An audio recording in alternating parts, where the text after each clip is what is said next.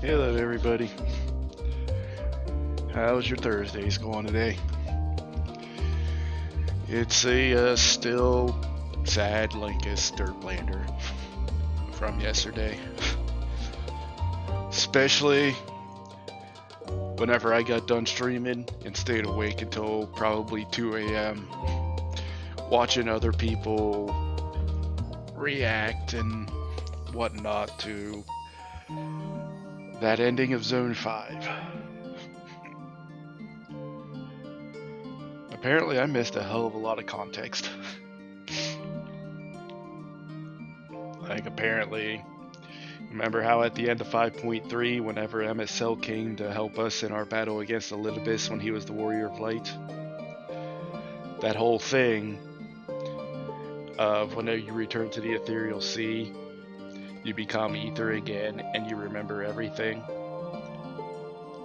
Emmett remembered us whenever we killed him at the end of 5.0. And he came back to return the favor in 5.3.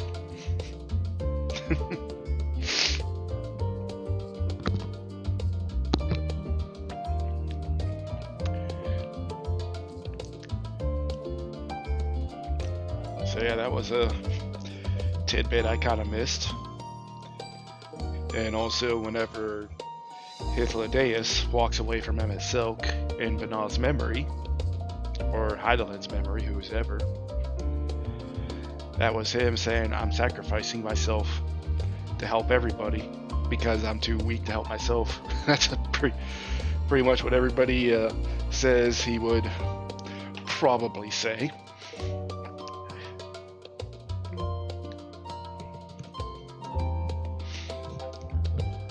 So yeah, just us also casually reminiscing on the fact we've been spending about a quarter of Shadowbringers plus its post patches and about 3/4 of this expansion doubting everything that Heidelin / Vanah's been telling us. When it turns out, closed time loop says, we remember, she remembers.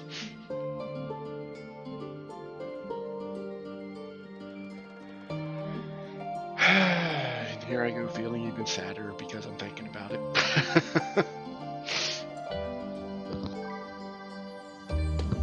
Sorry. Although I'm pretty sure about probably 80% of the player base probably feels the same way I do after that scene.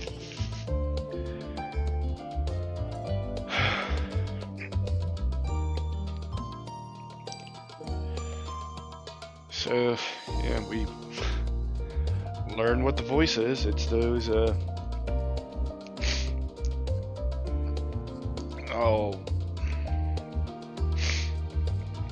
can't remember those bird people. I forget what they're, Entimetes? If I remember right. Those things that Hermes sent off, those bird children. That's the voice. They're the voice of the final days. They're the ones that feed off of hopelessness, sorrow, despair, magnify it, and just laugh as the world where the voice reaches just gets consumed by those feelings. Was it dynamis? I think it was the proper word.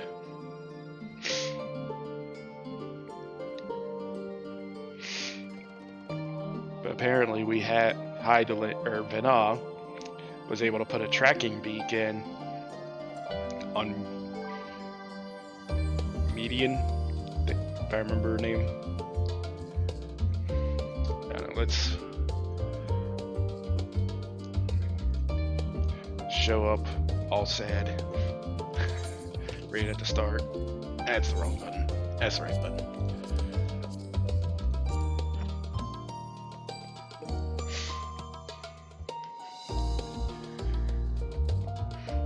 When you also realize lyrics of answers. Yeah, Medion.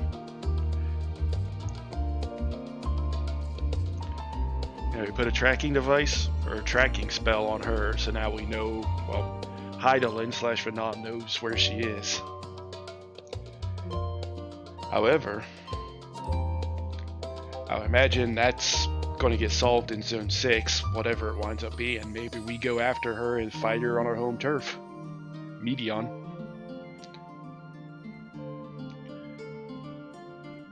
Apparently there's stuff to do in Charlian, if the level 88 fates that we saw was any indication.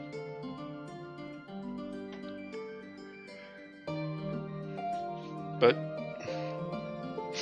our trip to the first was a success. We learned everything we needed to know about the final days.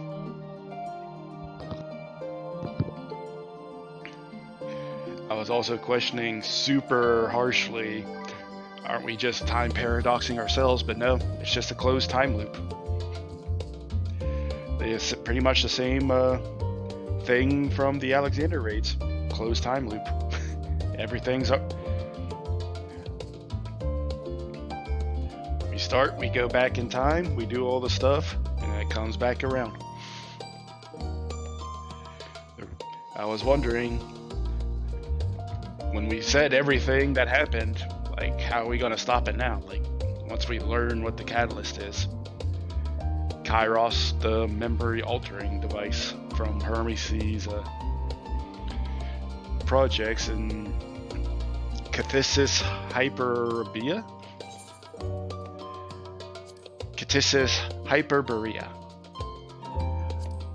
Wiped his mind, wiped Tithalodius' mind, wiped Emmett Selk's mind, so they had no recollection of it all.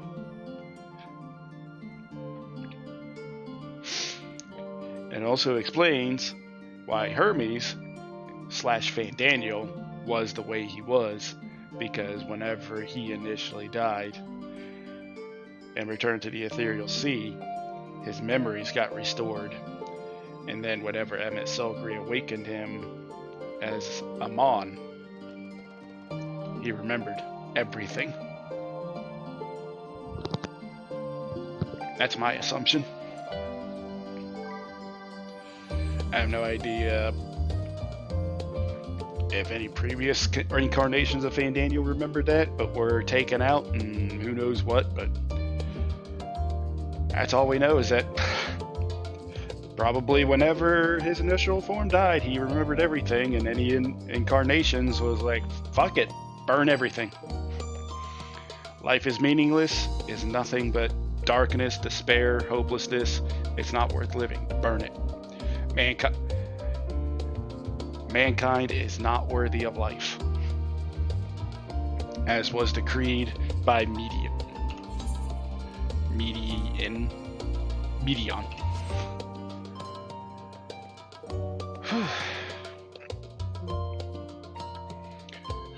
Now we are back home. We reported in to Cryo, and with Tataru here as well. Obviously, shit has been going down during our time in the first. Excuse me. No idea how much time has passed, but we're about to find out.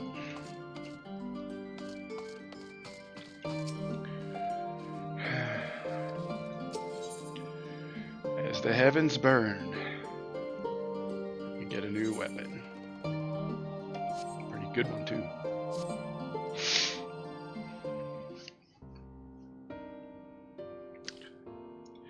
So, have you learned aught more about the final days?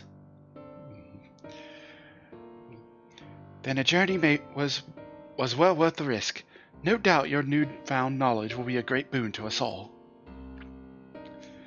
Unfortunately, during your time on the first, events here have taken a turn for the worse. The Scions are running themselves ragged trying to contain the spread of blasphemies, but it's a losing battle. To try and ascertain the where and why of it, Alizé and Alphino have been traveling all over. Of all the regions they've visited, Locus Aminus is one of the worst afflicted. Thancred, Estinian, and Graha took a detachment of allied soldiers there to offer aid and succor to those in need. But the province is vast. They only managed to visit a handful of coastal villages. was an accomplishment worth celebrating still, but a drop in the bucket at best. In the meantime, Y'shtola and Master Matoya have been making a concerted effort to establish contact with Heidelin in the Ethereal Sea, but to no avail. As for Tataru and I, we've been keeping a close eye on the Form. From what we gather, they've been constructing a vessel to ferry people to the moon, an ambitious project that has likely been years, if not decades in the making. However, since we've seen no sign of it thus far, I suspect it's still incomplete. You will also recall the proposal issued by Master Fortuno to the people of Razatan. Following their discussion, Vritra declared his support for the plan and urged those who wish to evacuate to accept the Forum's invitation. So far so good. That's where things get a little strange. Apparently, the Forum caught wind of the lunar teleporter in the Tower of Babel, and decided to use it to deliver people to the moon instead of their mysterious ship. Did it go awry? Therefore, to secure safe passage for the Hainish refugees to the tower, Alphano, Alizé, Estinian, and Graha traveled to Galamode not long ago. Trouble is, the capital was hardly the safest place to begin with, and now the final days have come to Galamode.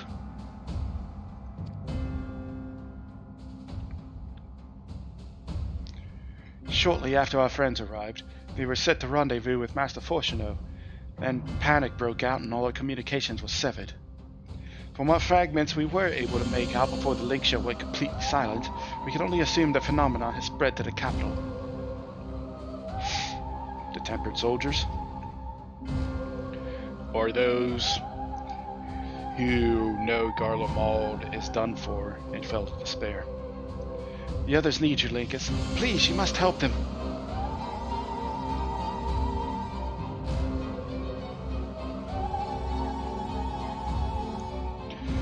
Having you there will make all the difference. I'm sure of it. Broken Glass was the first port of call, so you best start there. Hopefully Lucia will know where they are. There's no telling what you'll be walking into, so you had best take every possible precaution. I didn't expect the final days again hit Garlemald. I expected us to go right to area number 2.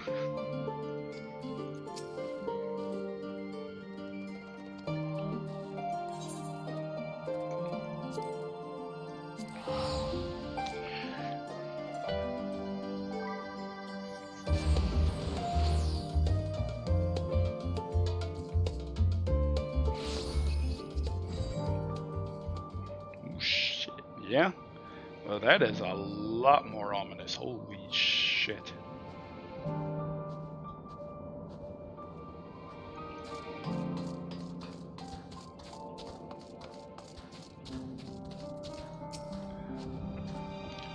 Linkus, you're not a moment too soon.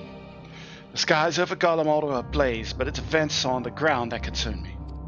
As you will have heard, your fellow Scions arrived ahead of you. We cut the customary greeting short after we received word from our troops on the Magna Glacies that the Forum's airship has landed. It was then that the heavens began to burn.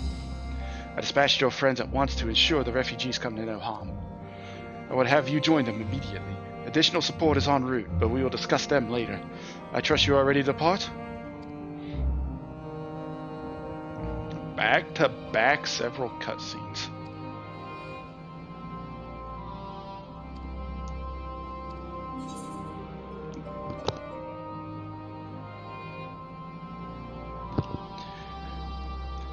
Cat trying to knock over my damn light.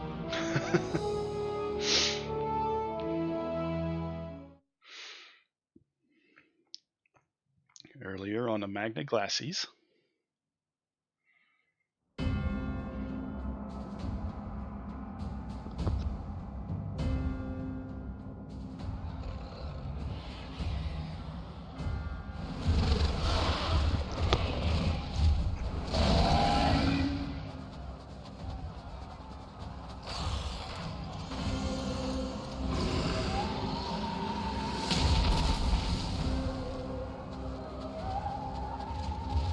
No. No. We were promised an escape. Not the same doom we fled.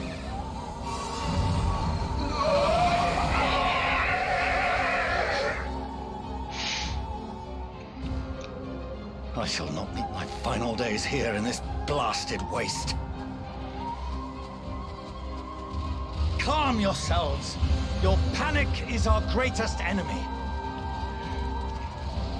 Come, we must build a line of defense.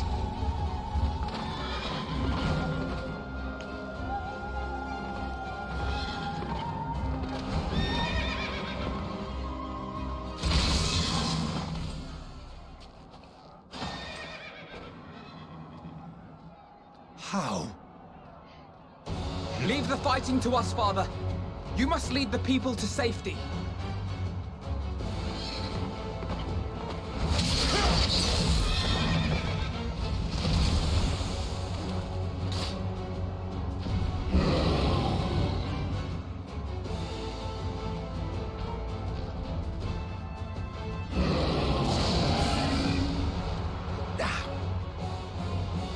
I can handle this pair. You? Shall tend to the refugees. Let us be about it. Are we doing Estinian stuff again? As you wish, my little lord.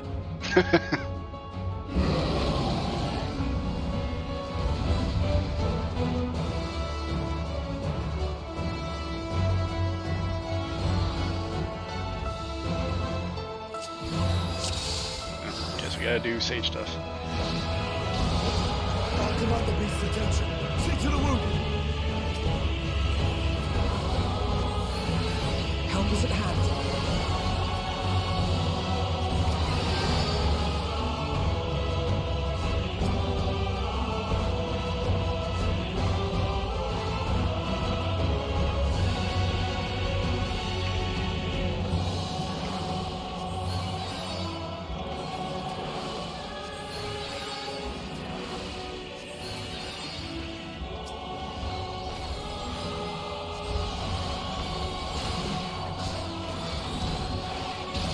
Leave it to me.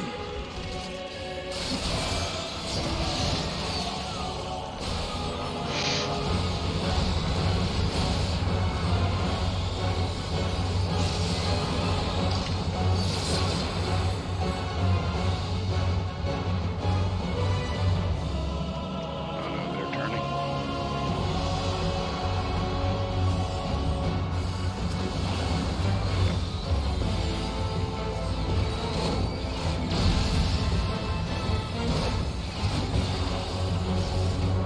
Those who can stand, come with me.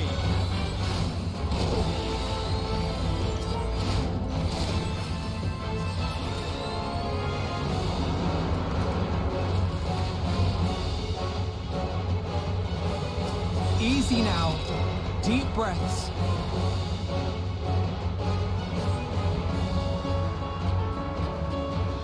You're safe now.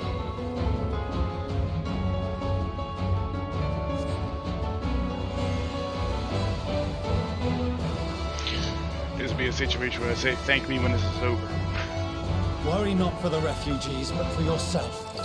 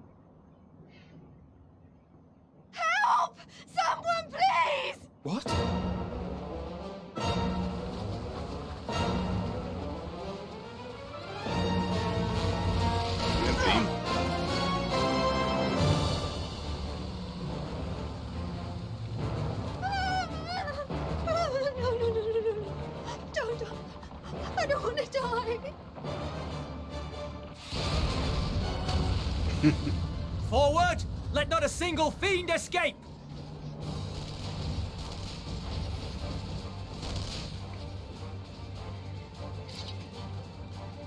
Wait, that's... Euless and the army. So, you've recovered then? In time enough to be of aid, for once.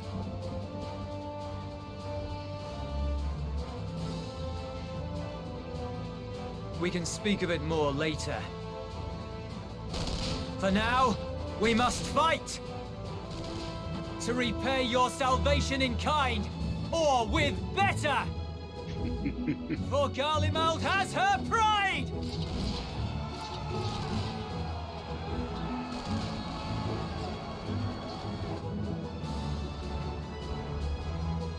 Of that I've no doubt.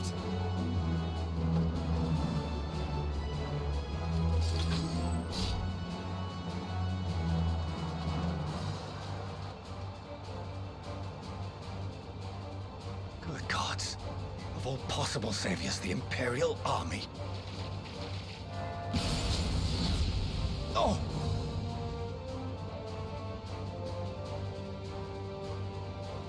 Just casual limit break 3.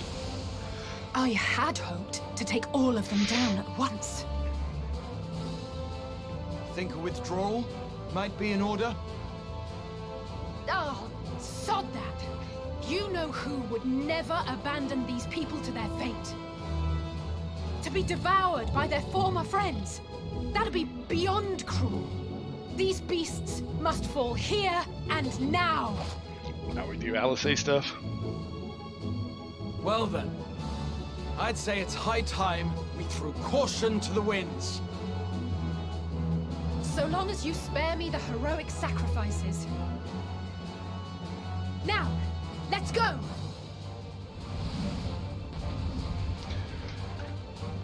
The good thing I've been spending most of the day playing is a red mage.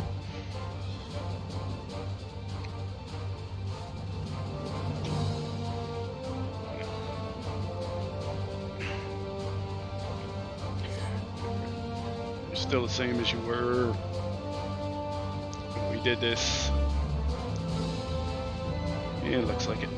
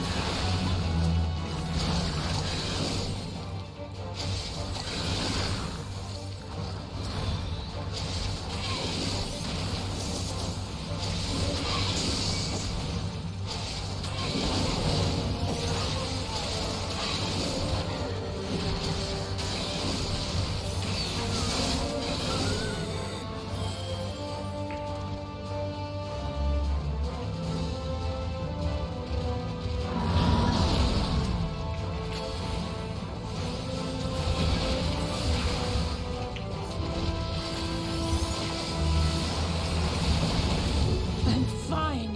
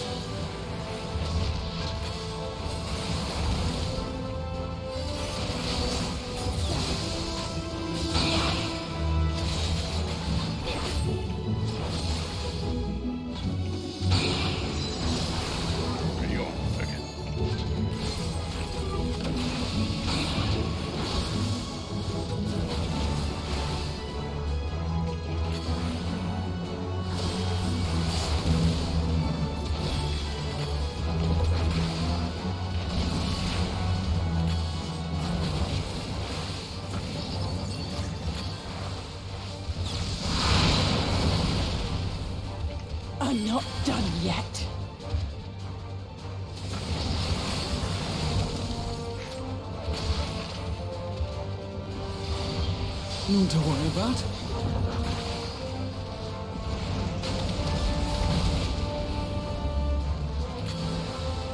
The air crackles with energy. Find cover!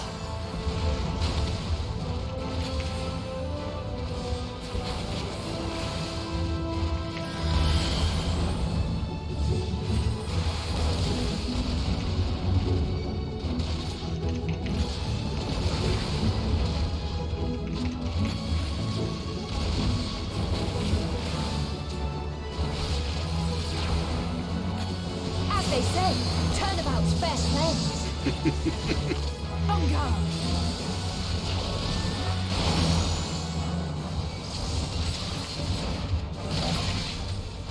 Out. That was going to be the LB3.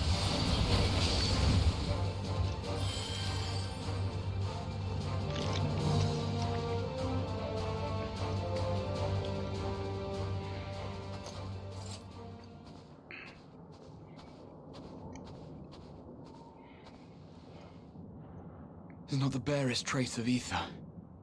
Maybe there really is no way to bring them back.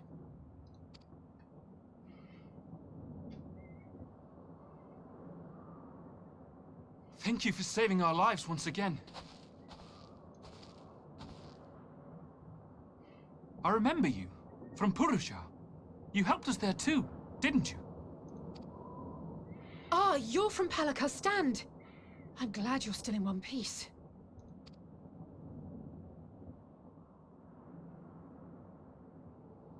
Or you will be, once I see to that injury of yours.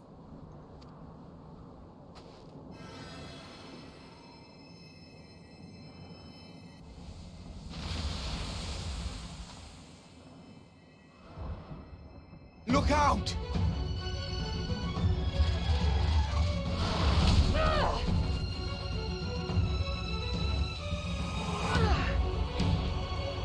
Trailer. Cutscene.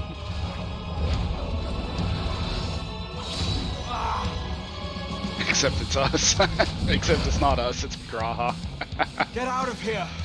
Quickly!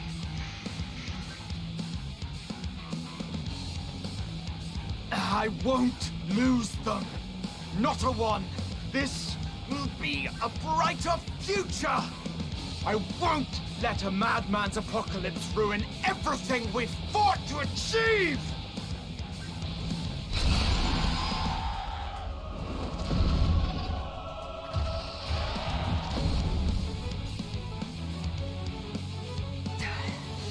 Get it together, Alize. You're embarrassing yourself. And in front of father, no less. You might never measure up to our champion.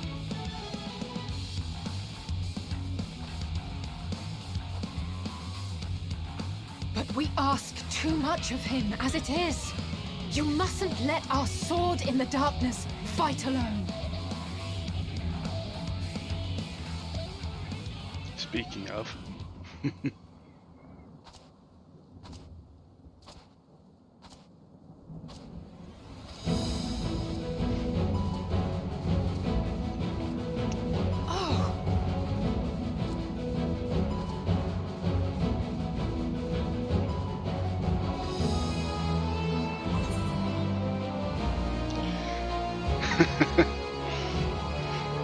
This is precisely why you should never skip your squat regimen. Don't skip leg day, Alize. I can look after myself, you know.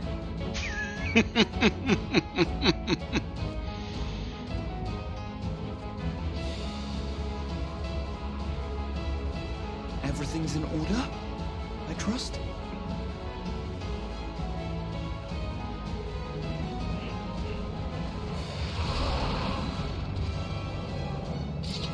I've had enough of this rabble! Come on!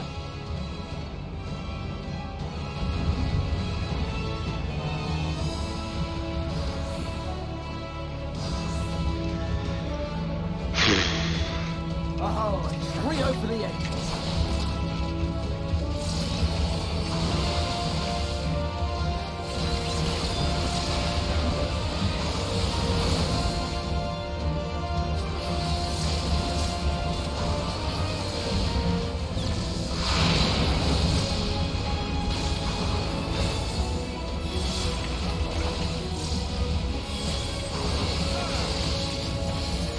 literally the same thing.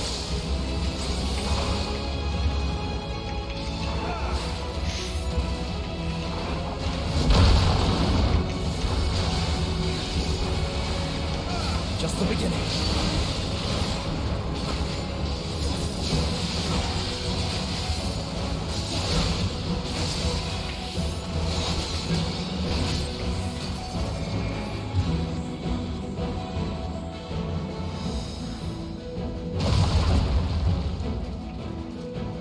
I had a feeling I'd find you.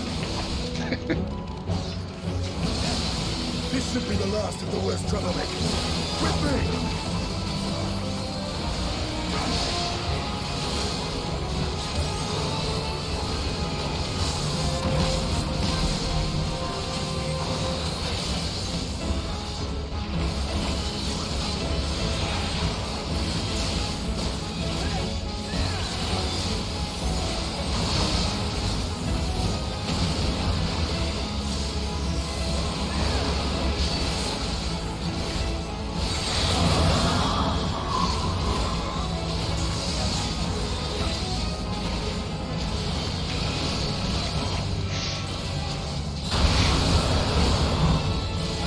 Made that a little bit easier to read.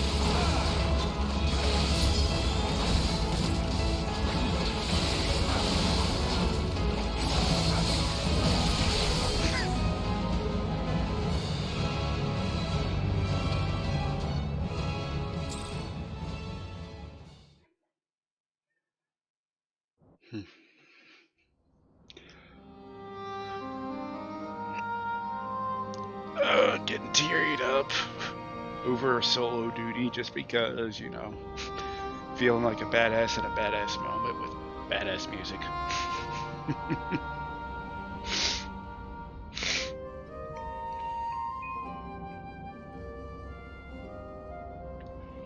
You must board without delay. The ship will depart ere long. Your offer to host us in Sharlayan is most appreciated. But will the final days not soon fall upon it as well?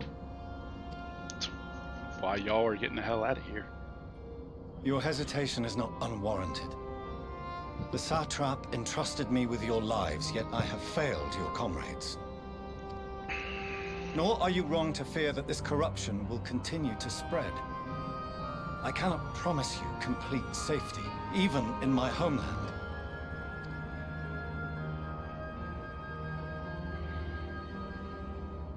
What I can promise is that I will do all in my power to protect you.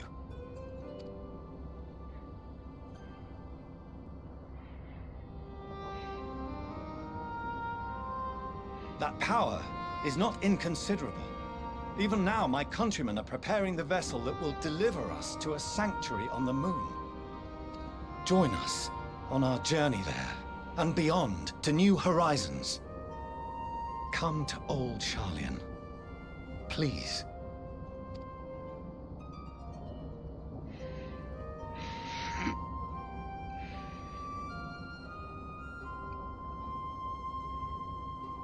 We would be fools to refuse such a generous offer made in earnest.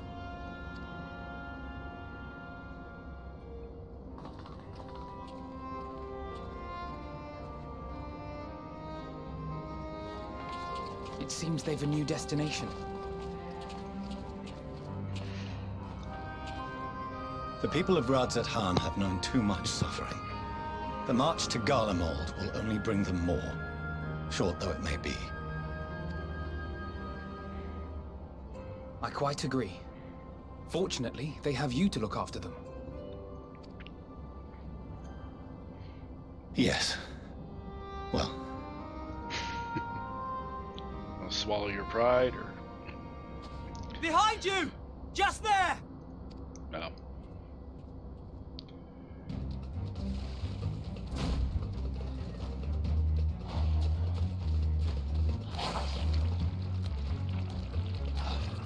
More of them.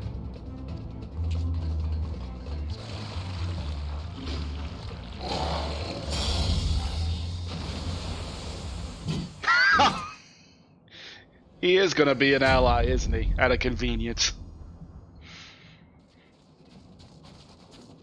Xenos! Here!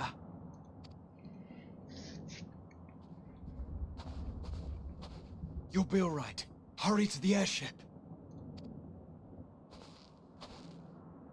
Is he literally gonna do the enemy is my friend? Did I call it last night?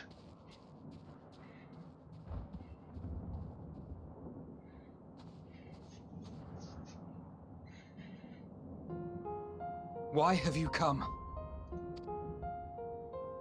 A heretofore unseen beast. 'Twas ripe for the slaying. Poor sport, alas. Unfit to temper my blade. Oh, for the love of... You cannot still be on about a rematch. That is, and has ever been, my sole concern.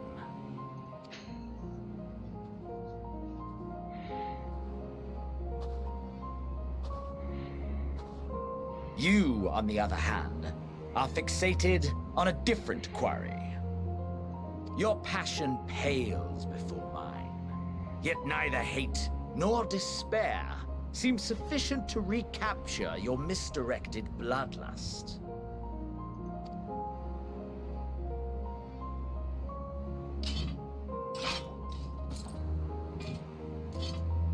So, I hone my blade, and I wait.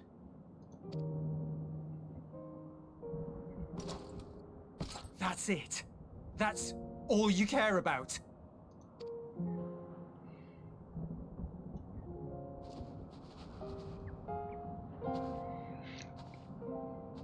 Garlemald is in ruins.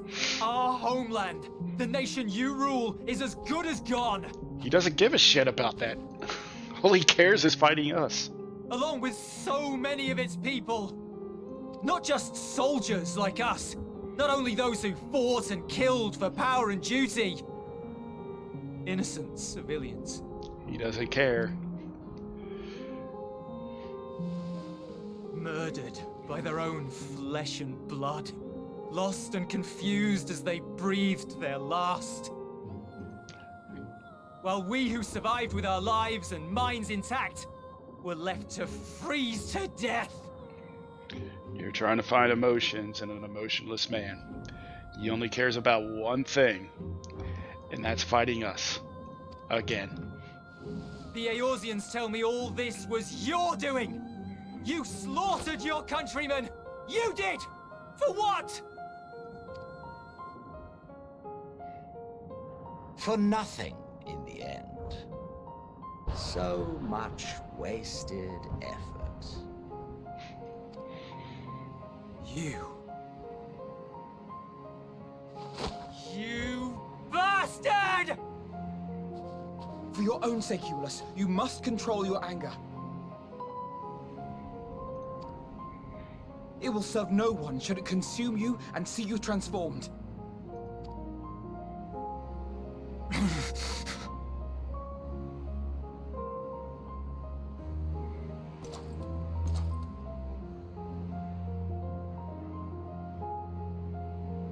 Would you be happier had I a good reason? What? If my motives met with your approval, would you no longer resent the outcome? If so, then perhaps a beast's skin would suit you better. Duty, honor, morality. All constructs of convenience when put to proof. Surely the war taught you how easily power becomes the tool of the self-righteous. How the people's justice was merely a means to their ends. Yet you would ask me why. Ask any creature of this star and those above for answers, and they will tell you what suits their fancy. He's not entirely wrong. Garlemald was doing some messed up shit. Level 80 weapons. The trial series. All for the sake of trying to bring down Eorzea. And I'm pretty sure there's some quest line or two that I've forgotten about, be it main story or side story. Turns out Eorzea and their grand companies ain't all sunshine and rainbows either. The most prominent memory is Vilbrand. Breaking their pact with the kobolds because they wanted more. The Bard quest showing how they covered up an assassination. I think it was Alamigo tried to cover up an assassination of a Gridanian so there wouldn't be a civil war. Or not a civil war, but a war. And they would be right to do so. What meaning there is to be found in the petty vicissitudes of your existence must be gleaned by you and you alone.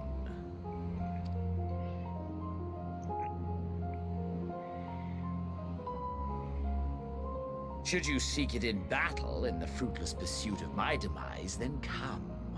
Assume your rightful place as a notch on my blade.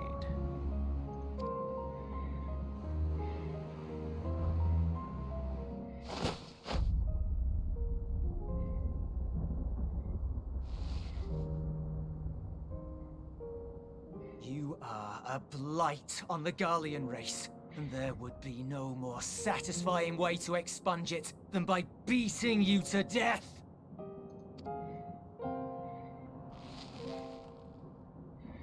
But I will not be party to another tragedy. I refuse to lose anyone else because of you. So go. Go! And may we never suffer your madness again!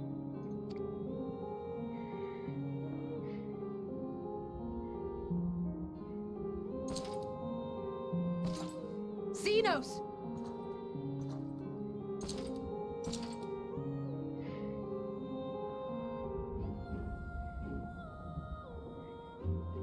Perhaps you found meaning in living this way. I cannot deny you found strength.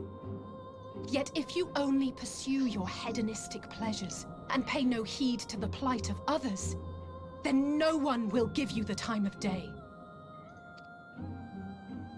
You will never get what you want, not even the battle you pine for so dearly. You'll be alone for an eternity, and you'll deserve every agonizing second of it.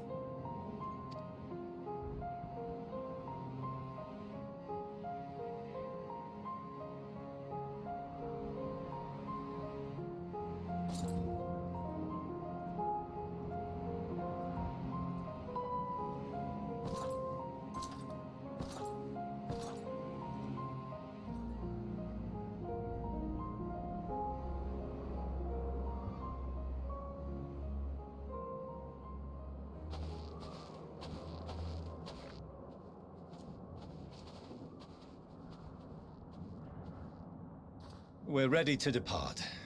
The refugee ships will be leaving shortly, but I've asked mine to remain for the time being. There's room enough for you to join me on it, if you wish.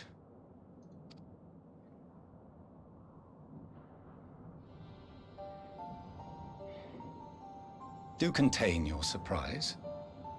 I needn't agree with the Scion's methods or intentions to acknowledge that their deeds are deserving of gratitude. We appreciate the offer. But might I ask why you are delaying your departure? I presume it is not solely for our benefit. I must visit Garlemald ere we return to Sharlayan. Having caused such an uproar, 'tis only meet that I explain myself to the Ilzabard contingent.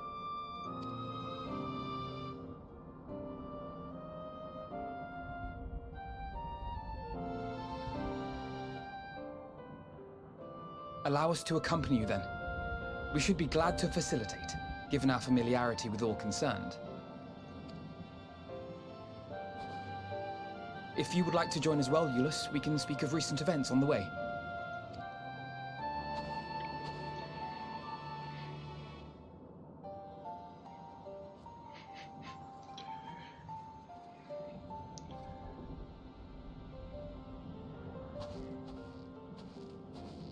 He'll be after your seat on the forum next.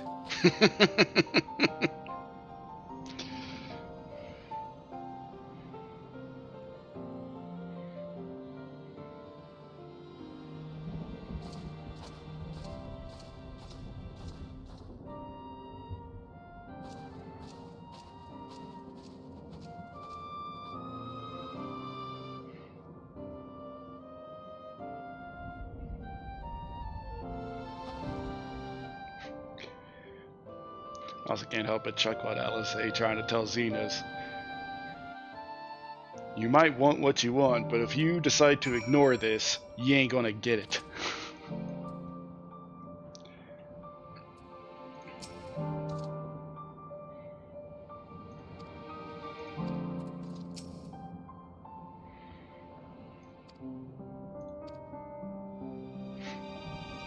Oh girl, I want to know.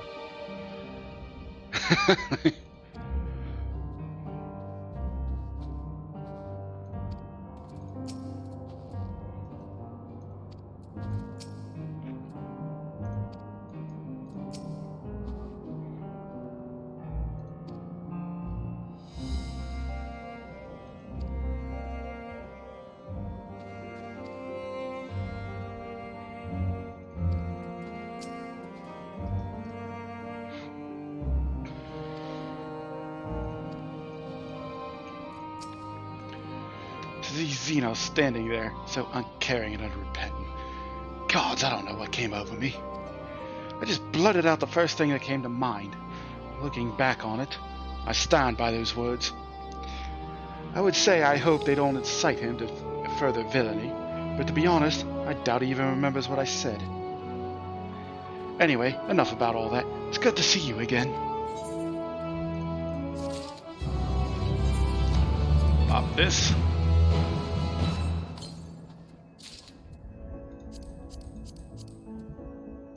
What the? Oh shit.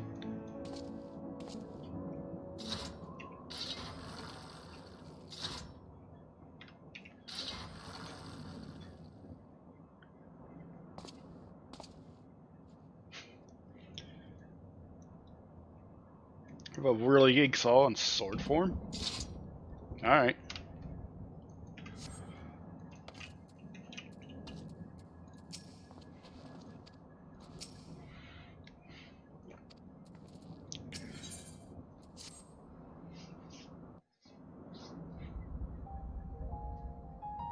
No major injuries then. Good. I briefed the recovered soldiers and sent them on their way as quickly as I could, but nevertheless feared they would not make it in time.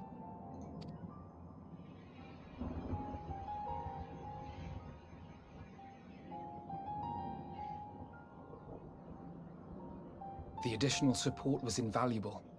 Your men saved more than a few lives.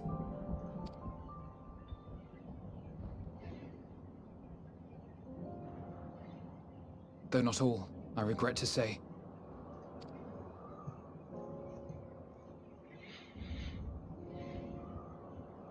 I take it that I'm addressing Lucia Junius. I'm the Forum's envoy, lv88. And you are owed an explanation for these most dire developments.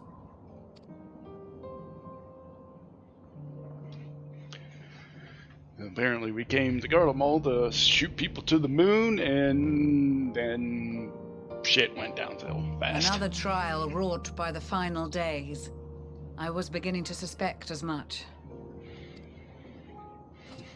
You doubtless feel some consternation having been forced to abandon your original plan.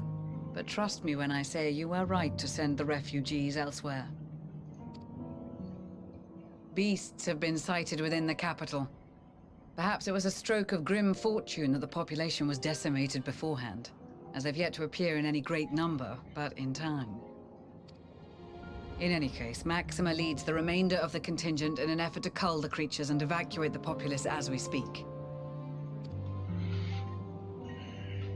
Once the airships have taken to the skies, I pray your men can be persuaded to join him. You'll permit us to retain our weapons? Oh, yeah. We're kind of past that point. I wouldn't have sent you after the Scions were I expecting you to stab them in the back. And I, for one, would not consider past transgressions more relevant than future contributions. Regardless of the circumstances that saw us at odds before, we need men of courage now, more than ever.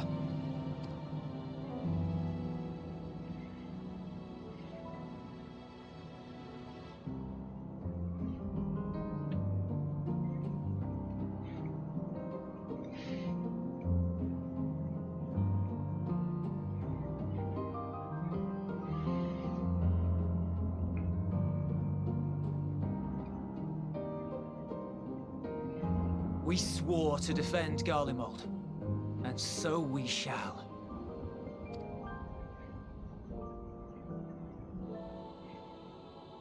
It seems you have everything under control. You will excuse me then, for mine own duties await. A moment, Master Fortuno. You did desire to express your appreciation for services rendered, did you not?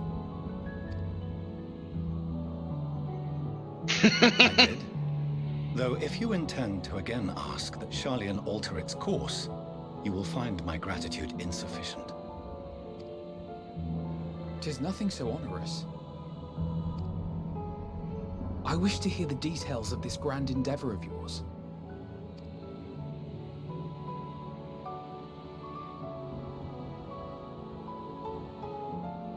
Do you swear to listen and to learn, and not to embark upon some scheme to impede us? Considering Urianger is up there helping, no. I swear.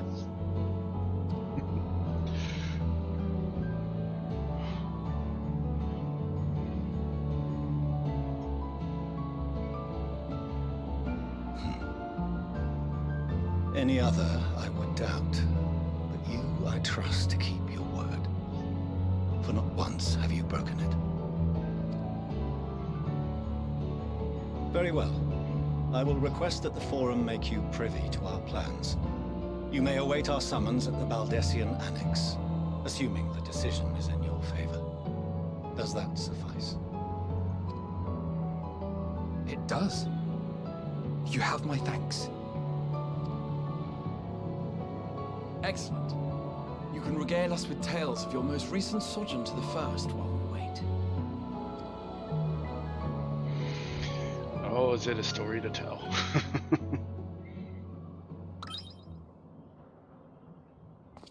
Did you hear something just now?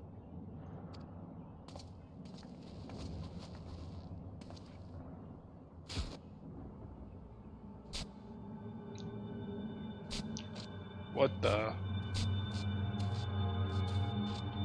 Well, that's not creepy at all. What the fuck?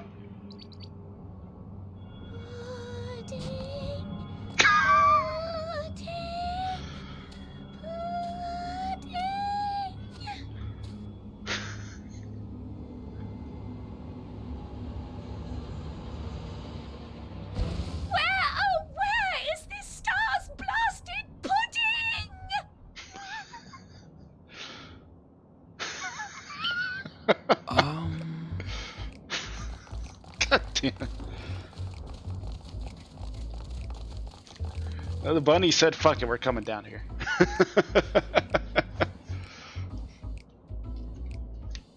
Dawn may banish even the darkest night, and to this bitter clime bring warmth and comfort.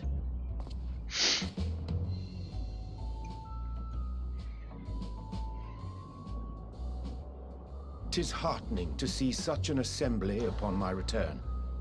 I thought often of you whilst I looked down upon our star's brilliance from the moon above. Yes, but what are you doing here? And dressed like that? Aren't you cold?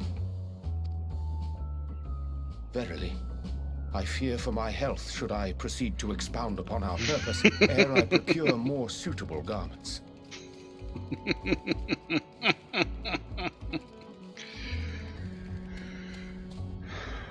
Allow me to summarize.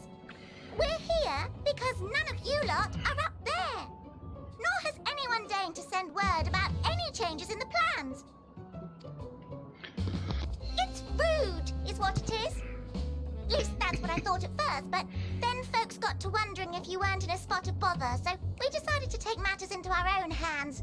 Come down here and help, if our help be needed. So she says, but it's also something of a convenient excuse to visit Aetherius. Oriange made it sound absolutely marvelous. More so before the impending doom, but still. And it's not like there will ever be a better time. What with the aforementioned doom? Marvellous, they say, yet not an ounce of pudding to be found. I must suffer Oriange's inferior works no more. Hey, maybe consider the plight of present company before you go blathering on about pudding and doom. Ahem. As I was saying, should you require any assistance with whatever, we are at your disposal. We were born from Hydaelyn's love for the lives of this star, so naturally we would much prefer to see them continue. Twiddling our thumbs up on the moon is hardly conducive to that, though, is it? Aye, not when you've all got such precious thoughts and feelings and hopes for the future deserving of more active preservation. Speaking to Oriange made us realize that while we've carried out our duties to the letter, we've failed to fulfill them in spirit. From there, it was just a hop, skip, and a jump towards resolving to do better. So please, show us how. Help us help you.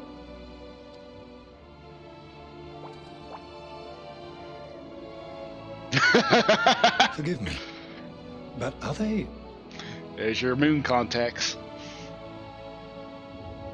Thy distant collaborators, indeed. Hail, fellow, well met. You'd be a member of the Forum, would you? It's an honor and a pleasure to meet you at last.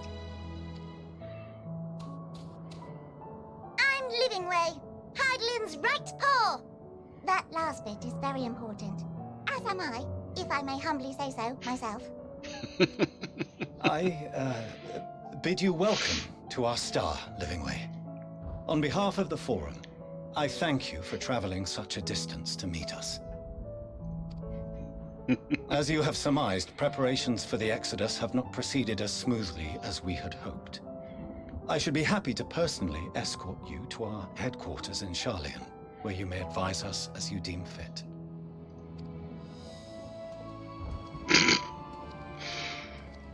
'Twas with reluctance that I set aside the great work of readying the moon for habitation. Be assured that I did so only after the Loperids made plain their earnest desire to come hither, and I myself felt a growing certainty that their contributions here would prove invaluable. 'Tis trite, perhaps, but I followed my heart.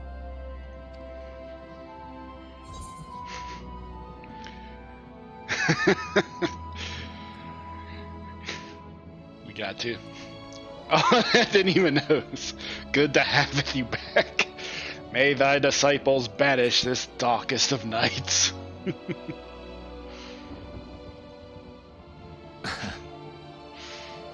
I am no esteemed philosopher of Eld.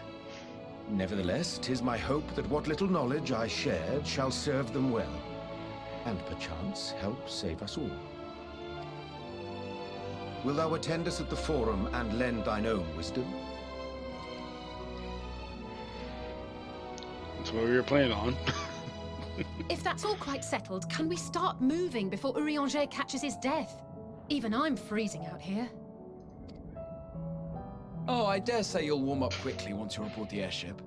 Sat shoulder to shoulder with our fur-covered friends. This damn rabbit just wants his pudding.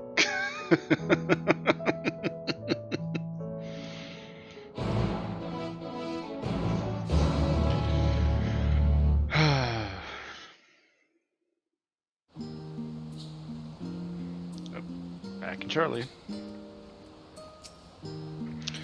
I dare say Master Fortuno was nonplussed as we to learn the identity of Heidelin's lunar custodians, as he will soon discover they have much and more to offer to the Forum. Might I suggest we return to the Annex forthwith? We may yet have time to discuss thy recent adventures ere we are summoned to the rostrum.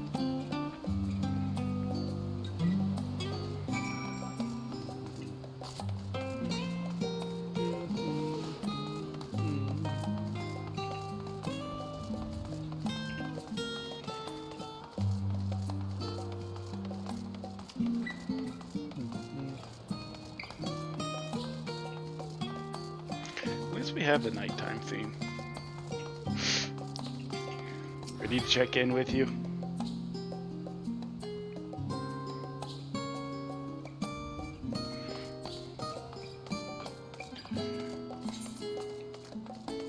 Holy crap, more side quests pop up? Yeesh.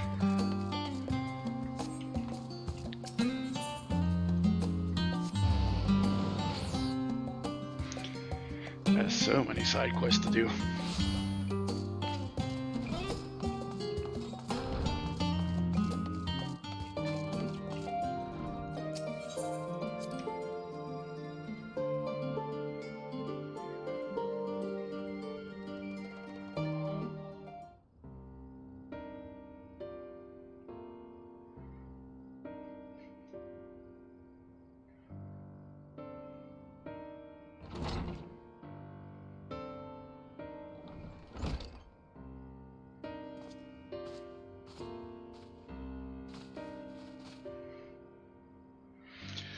Not that I'm complaining, Urianger, but I wasn't expecting to see you quite so soon. Nor I thee. In extolling the virtues of Aetheris, I did inadvertently awaken in the Lopris a desire to avert our star's beloved demise.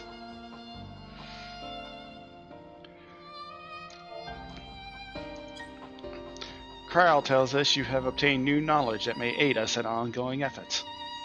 I have news to share regarding our study of the Ethereal Sea, but your findings are certain to be of greater interest, and so I would like to hear them first. To what revelations did Heidelin's Elpis flower lead?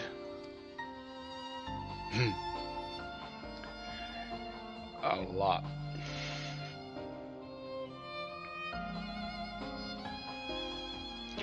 Turns out Elpis isn't just a flower, it's a place.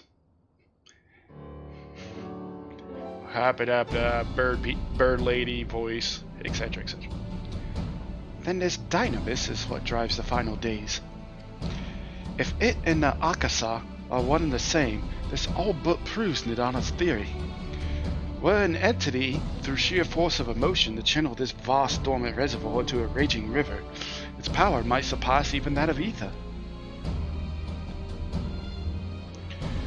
But if our star is so replete with ether, said entity would need to be outside its influence to effectively manipulate the dynamis of the great expanse. Meteon. Or rather, the sorrow and suffering of fallen civilizations that she has been hoarding for millennia. Untold anguish and fear and hatred drawn from every corner of the universe, all for a single purpose: the destruction of Aetheris.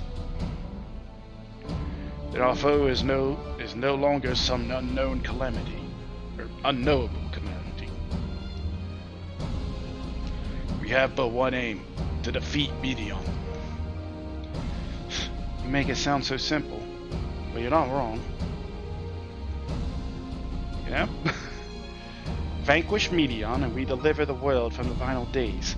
But to even attempt it, there are two conditions. First, we must determine her location. Before Medion escaped, an enchantment was placed upon her by Vinar, the woman who would become Hydaelyn. The implications of temporal magics are not entirely understood, and so we cannot assume that our Hydaelyn and the Vinar Mountain Elpis are one and the same. Nevertheless, due to her intrinsic qualities as an all-powerful being, I'd wager that Hydaelyn possesses the knowledge we seek. Whether she would share that knowledge with us, however, remains to be seen. After all, she intends for us to flee Aetheris, not to stay. Do you suppose she has abandoned her pursuit on Medion?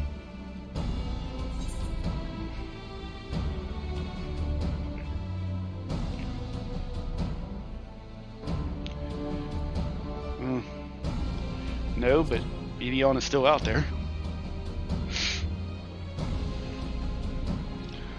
Aye, though not for a lack of trying on Hydaelyn's part. Surely that's why she used me as a conduit for her will, and provided clues such as the Elpis flower. I believe she has been waiting for mankind's answer to Hermes' question.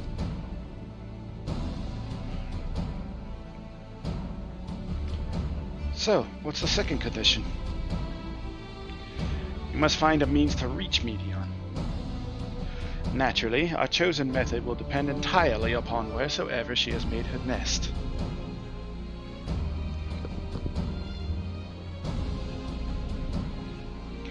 Then communing with Hydaelyn must be necessary come first. Did you and Master Matoya have any luck in your investigation into the Ethereal Sea? Sadly not. Though we enlisted the help of Arnvald and other Echo-blessed allies, we couldn't detect so much as a whisper from Hydaelyn, even from within the Antitower. Wonder if that's the healer questline. Master Matoya is of the opinion that in the years since abandoning it, the Forum has found some other method of receiving instructions from Hydaelyn.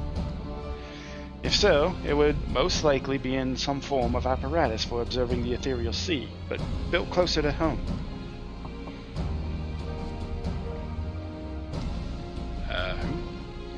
Oh, sorry to interrupt. We just received word from the Forum. Your presence is requested in the Rostra, where they intend to discuss the Great Exodus.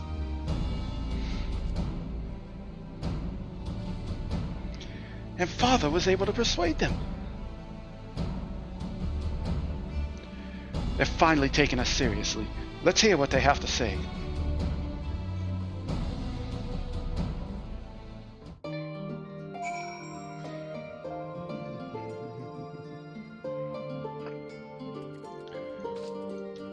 Well, team's all back together.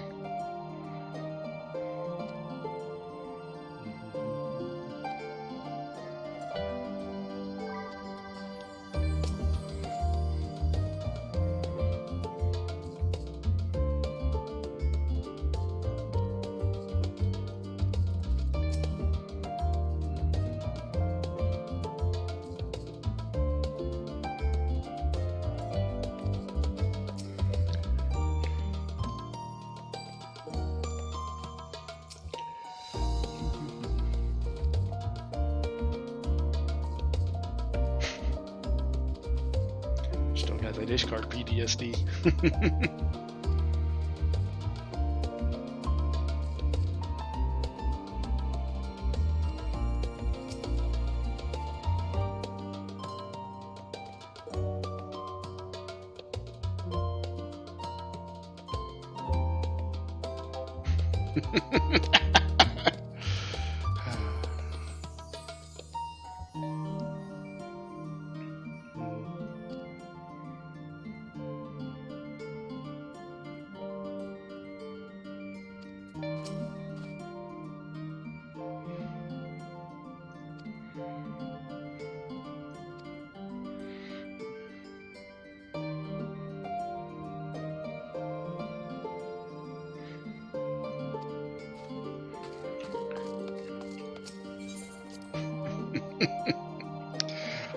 Well, Matoya, you would bitch him out.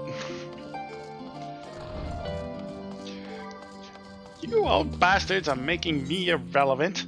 I've fucked a lot of you. Probably what she would say.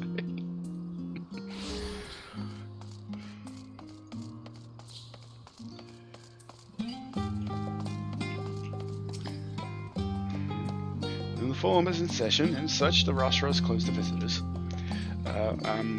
Was summoned by him? A scion of the 7th Dawn? Oh, very well, you may wait in the corridor. Of course, entry will only be permitted on the condition you leave your armaments at the door.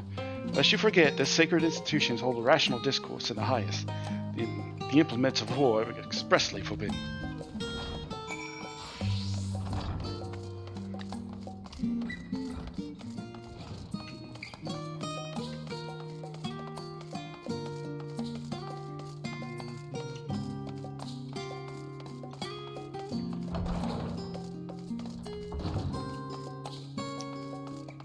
All the way back here.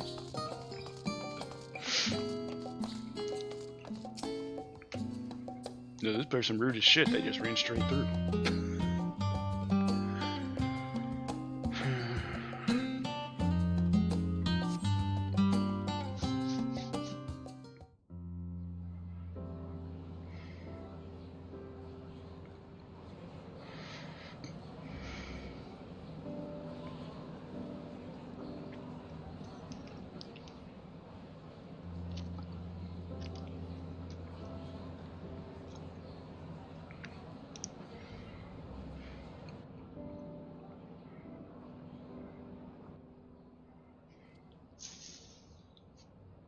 There is a matter I wish to raise with you before we enter. We are here to listen and to learn. But if the forum's plans are more or less what I expect, then I should like to make a proposal that will serve our ends. By your leave, of course.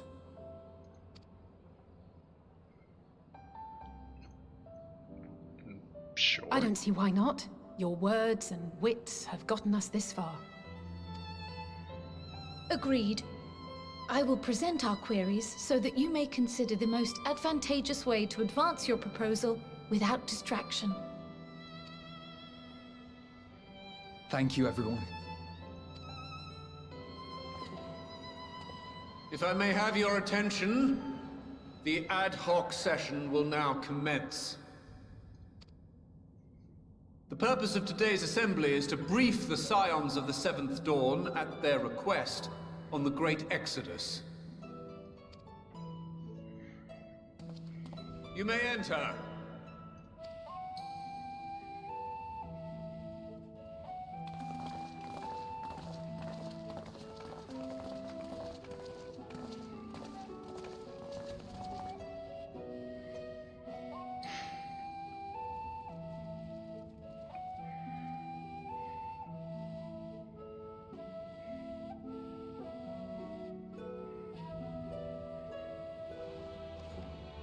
On behalf of the Forum, I commend your heroic actions on the Magna Glacies.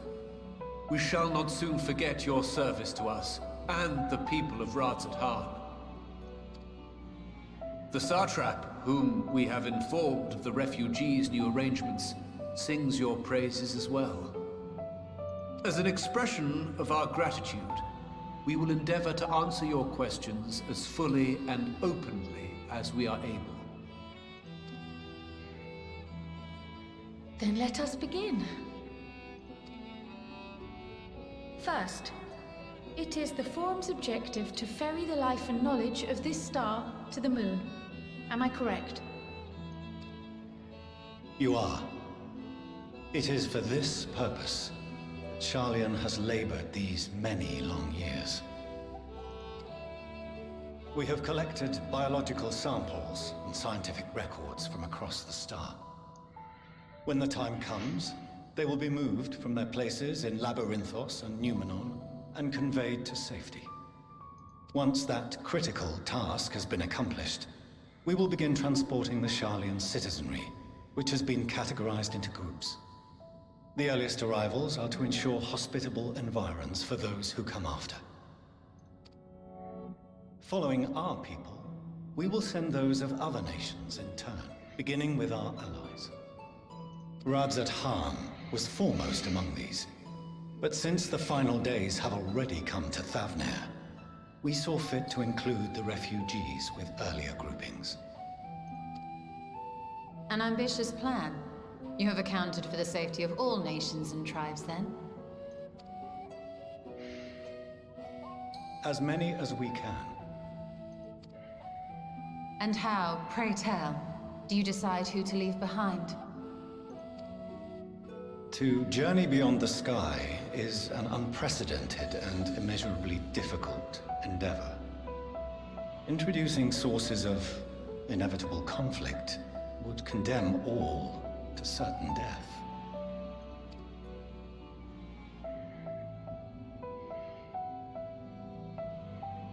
Questions as to the validity of that approach aside,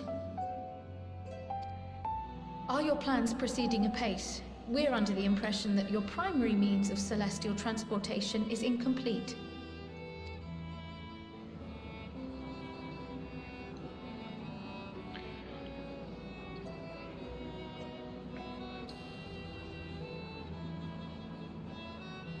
If only in that it does not meet our optimal parameters, that is correct. This Ark, as some have taken to calling it, is fully operational and could be launched even today.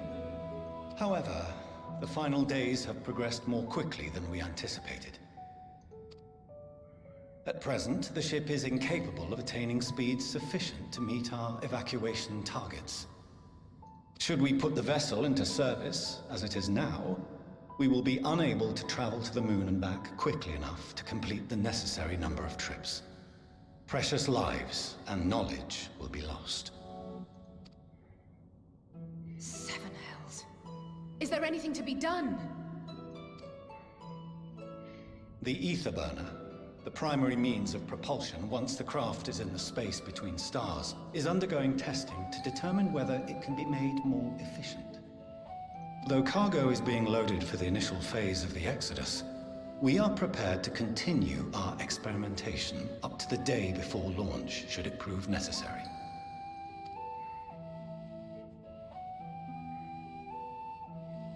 What if the Scions were to solve your problem?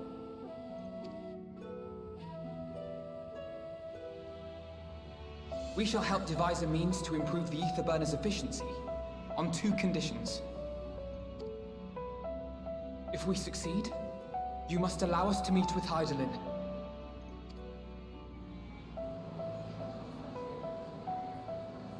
'Twas simple enough to deduce. You have a Concord, and so you would never have abandoned the anti-tower had you no other means of communication. One far more convenient, I suspect.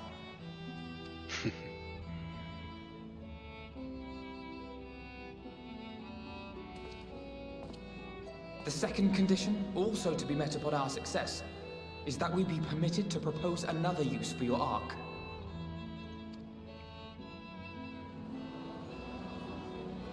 You're after Rion.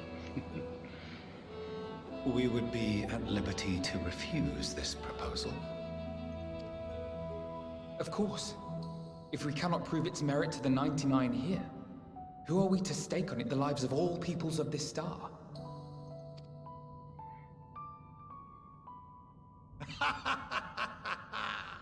Delightful as always, Master Alfino.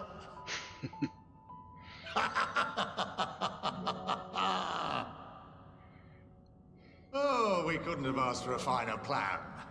Allow us to solve this complex engineering problem of which we were entirely unaware until moments ago. What could possibly go wrong? The satire writes itself.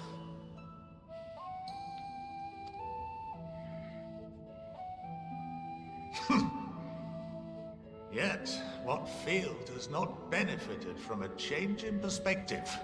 When we are at wit's end, what we need is not the same dry theories recited ad nauseam, but fresh inspiration.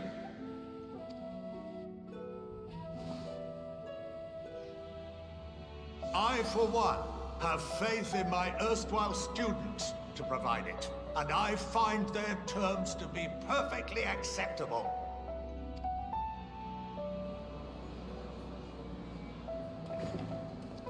Order! Order! We have no time to waste on debate. I call a vote.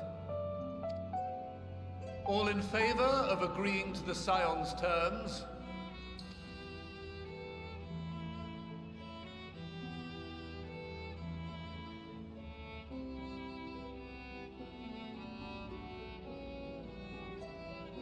Quite a few hands going up.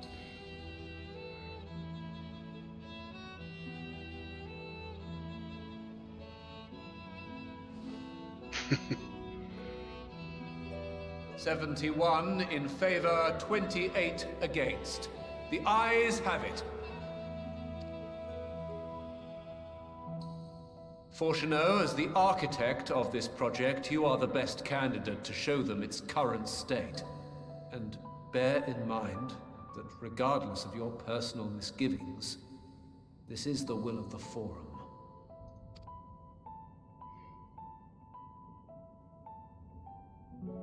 Very well. I call this session to a close. Return to your tasks with urgency. The final days wait for none.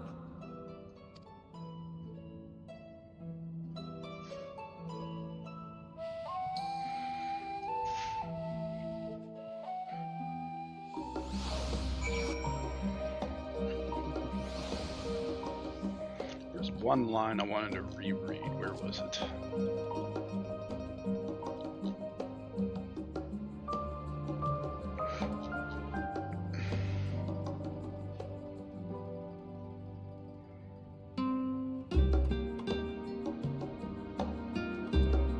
Basically saying some beast tribes may not be coming along. That's what I gathered from that.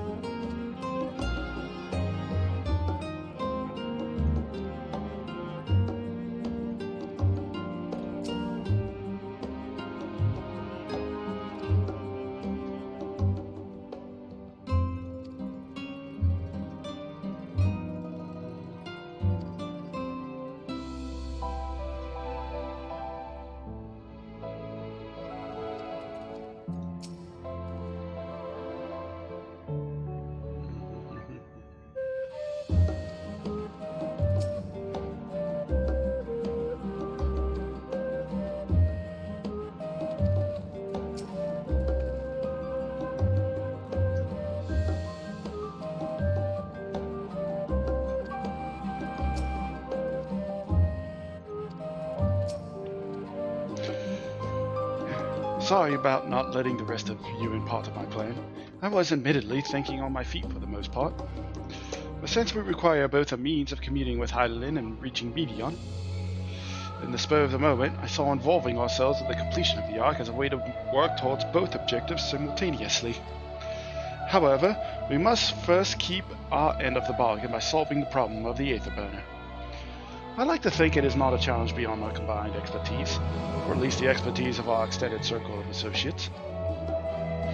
It might behoove us to learn how an Aether Burner actually works before we might attempt to improve it, though.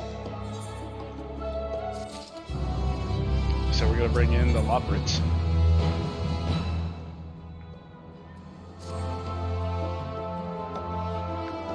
As instructed, I shall take you to see the Aether Burner. Meet me outside the Archeon. I trust you could make your own way there. So the Ark is being built in Labyrinthos. Hardly surprising.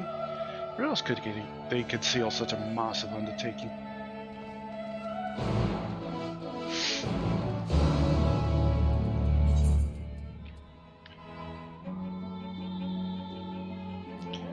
Actually, before we go, I'm going to take a quick bathroom break for a few minutes, get up, stretch my legs, refill the water, all that good stuff. I'll be right back, folks, in a few minutes. Don't go anywhere. See you soon.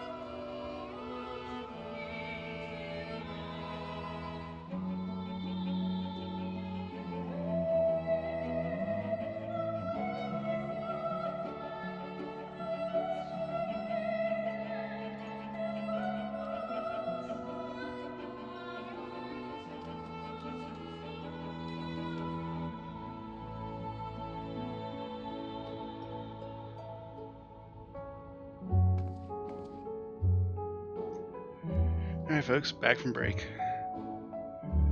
Shall we go see what a spaceship looks like in the world of Final Fantasy? Who is that?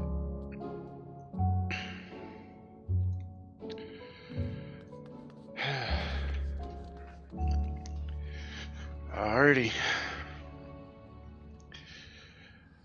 Off we go.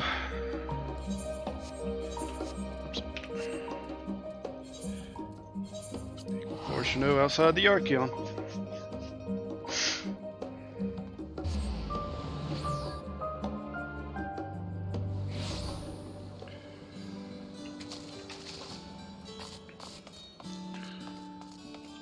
Oh my god, more people to talk to.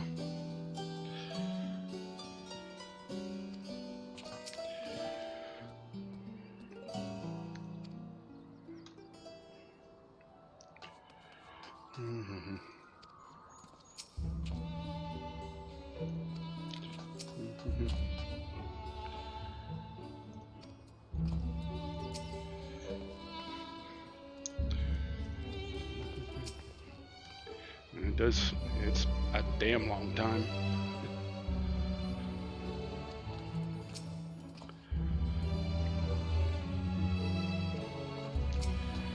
Alright, Fortuno. Our destination lies in the lower levels. The Forum, in its wisdom, has granted you access to the Archeon's lift. Step inside and have a filling take you to the medial circuit.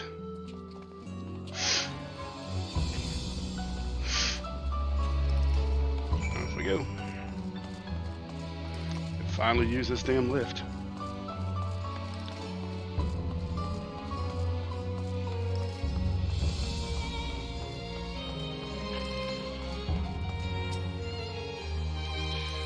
Yes, please, give me the damn lift. I was bitching about this all the way back at level 80.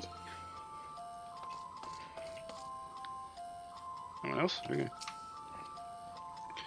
I have sent your associate to head Logisticon Alpha on the other side of Mariel Agronomics.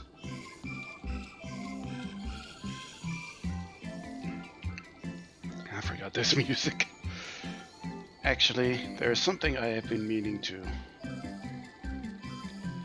No, never mind. It can wait. Let us attend to the matter at hand.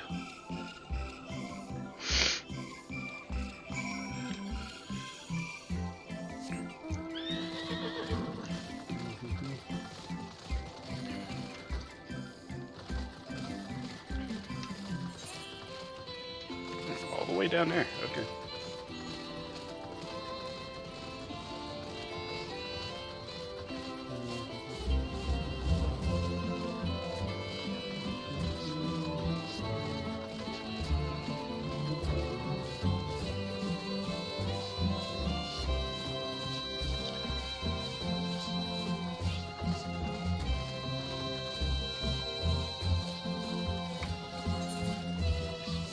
Even further down.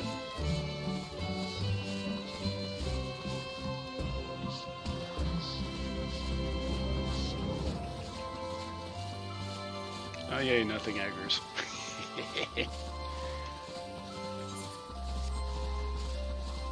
This building?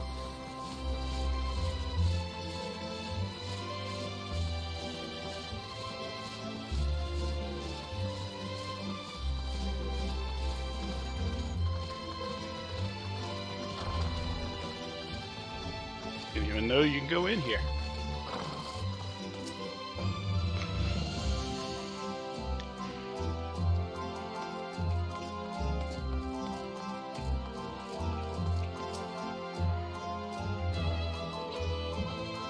Or was it closed off until we get to it now? Whenever I do New Game Plus, I'll have to... Or hell, even try it on a different character, because I got alts. They're still at ARR, but I got alts.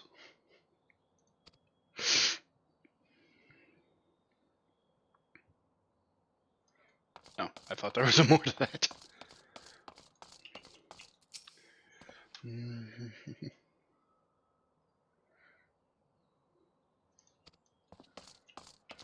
The way these people are talking, it probably wasn't open until just now.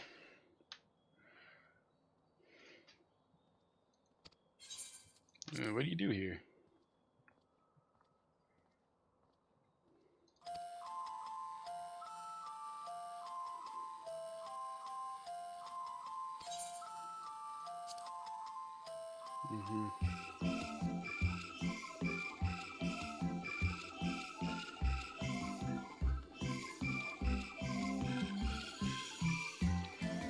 So this guy, like, directly controls the weather?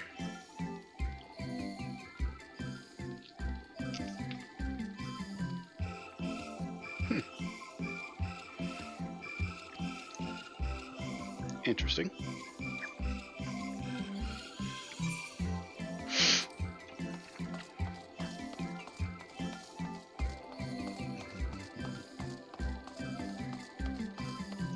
Oh, Hester, huh?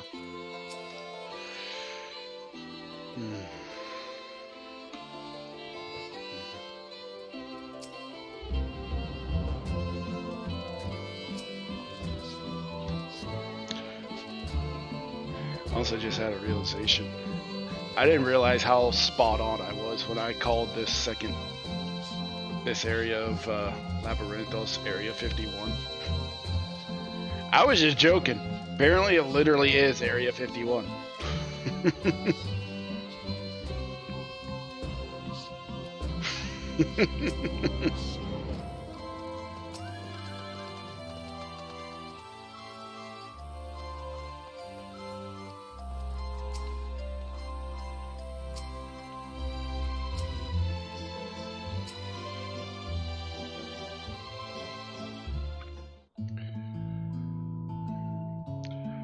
We are to wait here while our father arranges for us to use the next lift.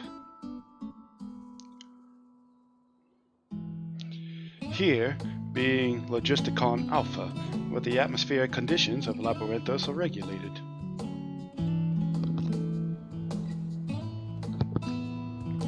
Water is drawn from underground and dispersed as vapor, stimulating the formation of artificial clouds and rain. By manipulating the temperatures and air circulation, they are able to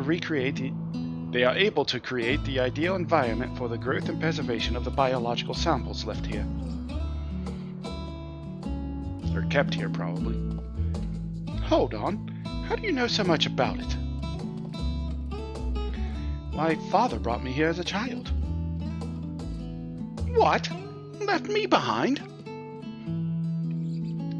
Actually, you're the one who left me behind when you went off somewhere with grandfather. The night before, I'd been asking father how clouds are made, so he decided to show me. It was fascinating. I peppered him with questions the entire time. 'Tis all too easy to take for granted the many interweaving aspects of the natural world, to grow endured to the wondrous. But having gained an understanding of the complex mechanisms employed by the Loporrits in recreating a similar environment, I have come to view such processes in a new light. The subterranean gardens of Labyrinthos, the lunar prison forged to contain the ancient Zodiac, the habitations built for all mankind neath the moon's surface, each unique, yet undeniably similar. 'Tis no mere coincidence. Heidelin instruct you on how to do this too? Ever since Heidelin unfolded to us the grim fate that awaits Atheris, every essential resource we could spare has been delivered to Labyrinthos in preparation for the Great Exodus. But that is not all. It is also a testing ground for the technologies that will allow us to settle on distant stars. Though the Loporrits have endeavored to make the moon inhabitable, that is not our final destination. Mankind must learn to propagate life where there is none, to thrive where all is barren. Alas, time is not on our side. I have arranged for you all to enter the central circuit. It is there that most of our preparations for the great exodus are carried out, the construction of the Ark among them. Though our plans have been made public, access remains highly restricted. You, however, will not be subject to said restrictions, and will have free reign to come and go as you please. Such was the will of the Forum, after all. We will prove ourselves worthy of their trust. Your trust.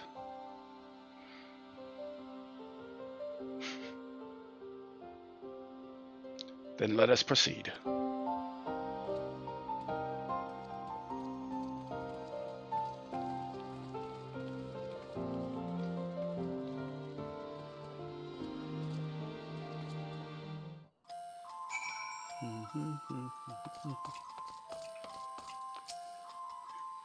By decree of the Forum, the Scions of the Seventh Dawn are permitted to enter the Central Circuit.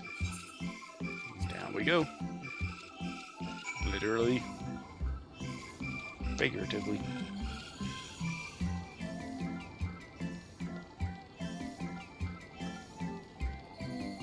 This would look a lot better without this damn music.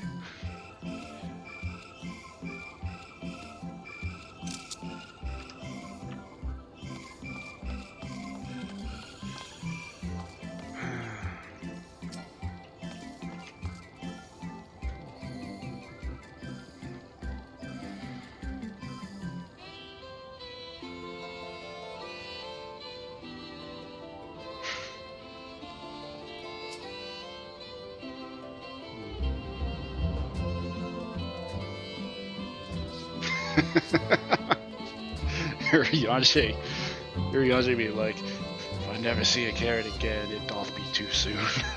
Or something along that line.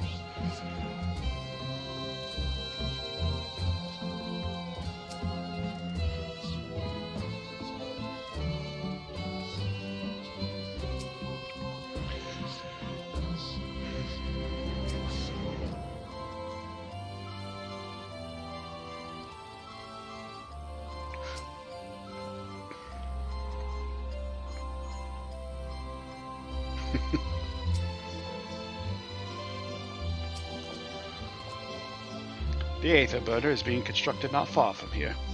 Overseeing the work is Kakol Dankol, after whom the forge is named. Once the necessary introductions have been made, I shall leave you with him to discuss the particulars. This way.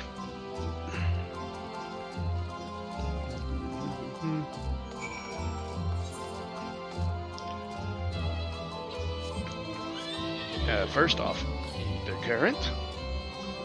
Northwest, you say?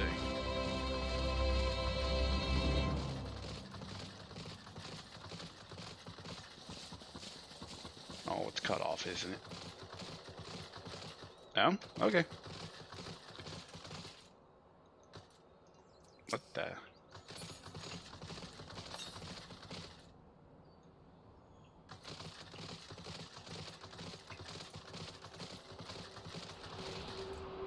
So that's... Nah, it's a building. I'm gonna say, is that the propeller?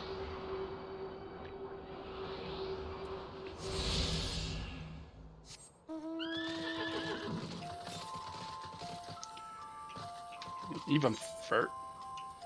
Oh, we'll get those later.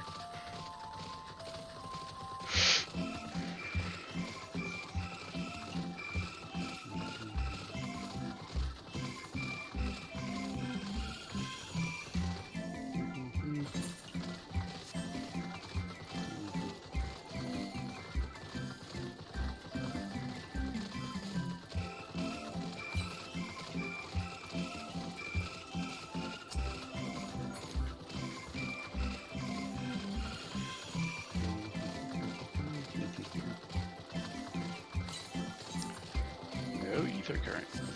Or ether right down here.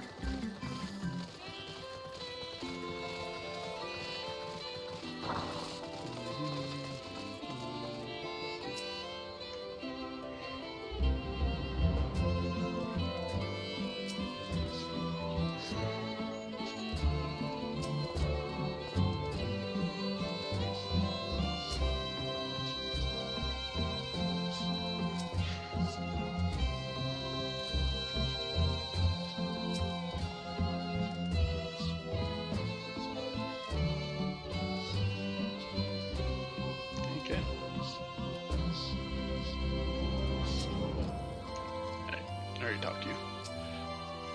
And let's see.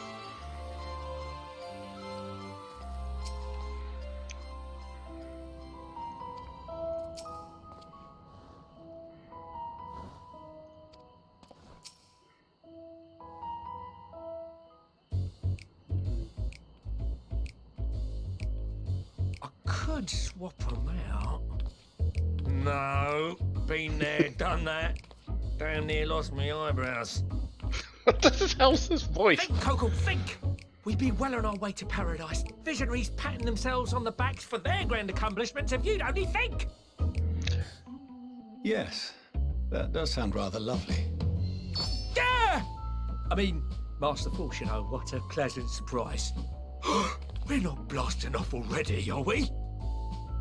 The schedule remains unchanged, for better or worse. Why am I getting Joe Dirt vibes off this lava film? Which is why the Forum has elected to accept assistance in resolving the ether burner conundrum.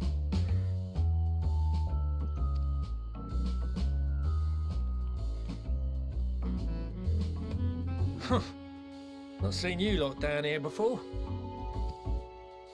There are Archons among their number, but engineering is not their expertise. Nevertheless, the Forum concedes the slim possibility that they may have insights to offer. If not, you are at liberty to return them to the surface, by whatever means you see fit. I assure you that won't be necessary. Now, about your troubles with the ether burner. Aye, I'll walk you through it. Suppose I could do with a change of pace. As the name ought to tell you, the ether burner burns ether, ambient or otherwise, and transforms it into motive force. Think of it like a giant bomb that never stops exploding. Even out in that black void where the ether's right sparse, it's strong enough to move our arc. And it probably won't kill you like an actual bomb. Probably. But it ain't perfect. According to my calculations, to travel to the moon and back fast enough for the Forum's liking, the conversion rate needs to be 6% more efficient. Do we just call upon Sid and Nero for this? A measly 6%, you say? But if I could have squeezed even another 0.6 out of it, don't you think I'd have built it that way in the first place? Hast thou consulted with the Loperids? Yes, they too are conducting their own research, for lack of a ready answer. The moon's propulsion systems are considerable, naturally, yet they are commensurately massive. It is no easy feat to convert their technology into an efficient means of propulsion for a teeny tiny toy boat, as they say, and as I most certainly do not. Yes, exactly! Damn it all, I asked for refined adamantite and they send me uppity rabbits with inscrutable, ancient, incompatible technology! You're trying to drive me mad! Do you speak of Allegan refined adamantite, perchance? You know of it? Only in the most general terms, I'm afraid. 'Twas an alloy of Allegan make, but the secrets of its production were closely guarded. As I recall, the record stated it was vital to Dalamud's construction and launch. Aye, that's the stuff. No material more conductive far as I know. Slotting some ends like blowing up a dam and watching the river of ether come rushing through. Ain't a living soul that knows how to make it though.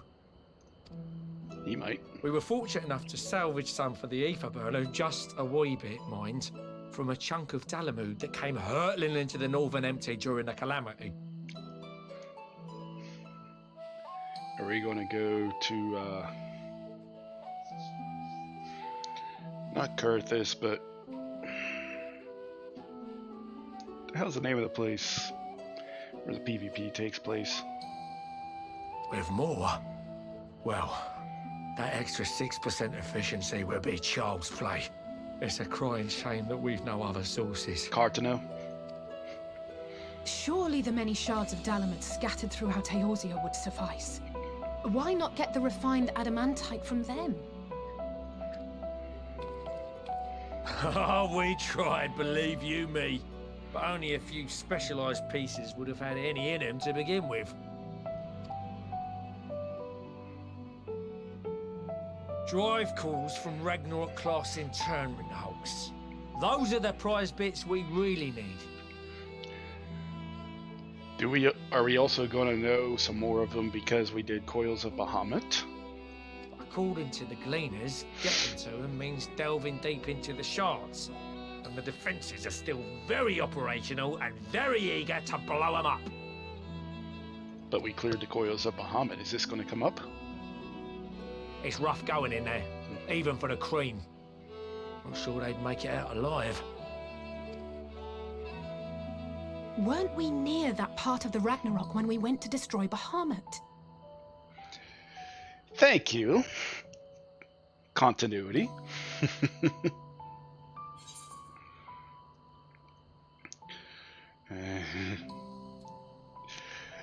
They're, even to this day, I still cannot beat.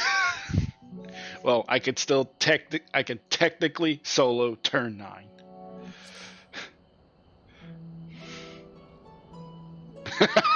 Heavens, are you all right? You look pale as a... Well... Best put that battle from your mind for now. Deep breaths. That's it.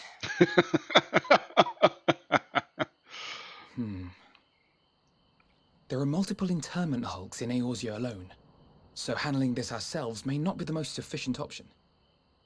Rather, if we could salvage adamantite from the shards simultaneously... Thancred, is the link shell we established before you went to Garlemald still active? Of course. The floor is yours.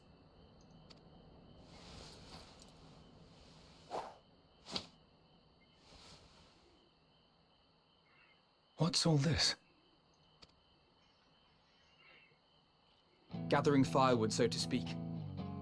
We alone can accomplish little, but joined by others, we may yet build a bonfire to carry us heavensward. This is Alphino. The Scions have need of you.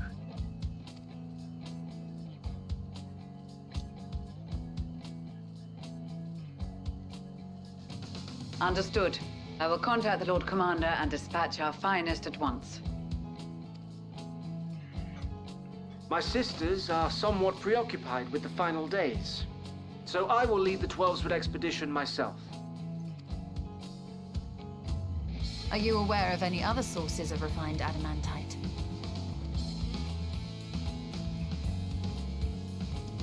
Logically, such an invaluable alloy would have been utilized solely where absolutely necessary, in components intended to conduct or collect surpassing amounts of ether. Are we going to go back to the first? Any extant instrumentation or devices would have likely found their way into the hands of etherologists or enthusiasts. Or Sid. Magical artifacts of Allagan design? The Eastern Alliance will send word to one and all. Are there other ways we may offer aid? No shards of the Lesser Moon scar our soil, but our stake in this cause is no less for it. Is there anything in Othard that might be of use to you? What did you say? Oh, you got friends in far places, lad. Anyway, if you're offering, I wouldn't say no to one of those Far Eastern sacred relics. Some of them can hold enough ether to summon a whole damn primal. Combine a source like that with the ether burner, and 3, 2, 1, kaboom! I gather you heard his explosive enthusiasm. Might you secure us a suitable relic? It shall be done. I know little of machines, but I promise we will do our utmost to gather the materials you need to finish your starship. I am glad for the work, in truth. Better to busy oneself than wait and fret over disasters foretold. Then why are we all still standing about yapping? There's plunder for the taking, and I'm a born plunderer. I'll be an old Charlian before you know it. Start mixing the grog. I'm certain that can be arranged. Thank you all, and do be careful. Just like that. Aye, just like that. Our refined adamantite is on its way. Now let us consider our next steps, shall we? There's yet much to be done.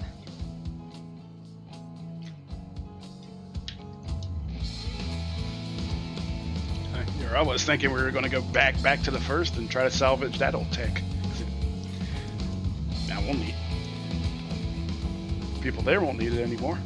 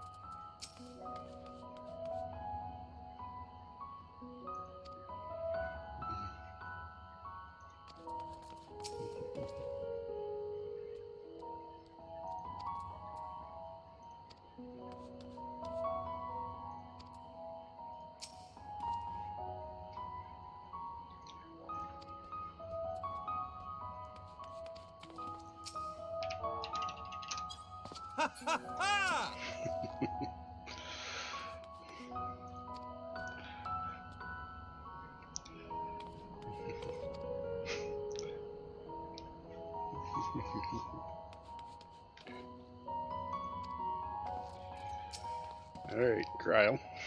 It's times like these we're reminded of how famous, or infamous, Alphino has become.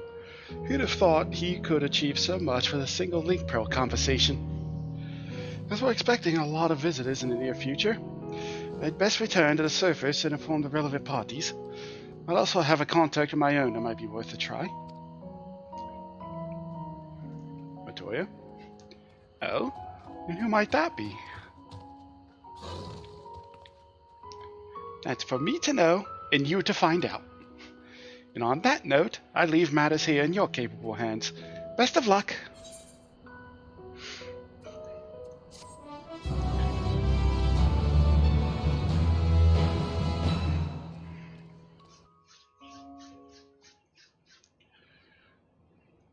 Meanwhile, in Ulda,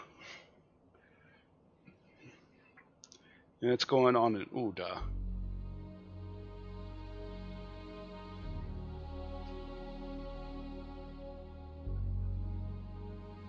Why the somber music?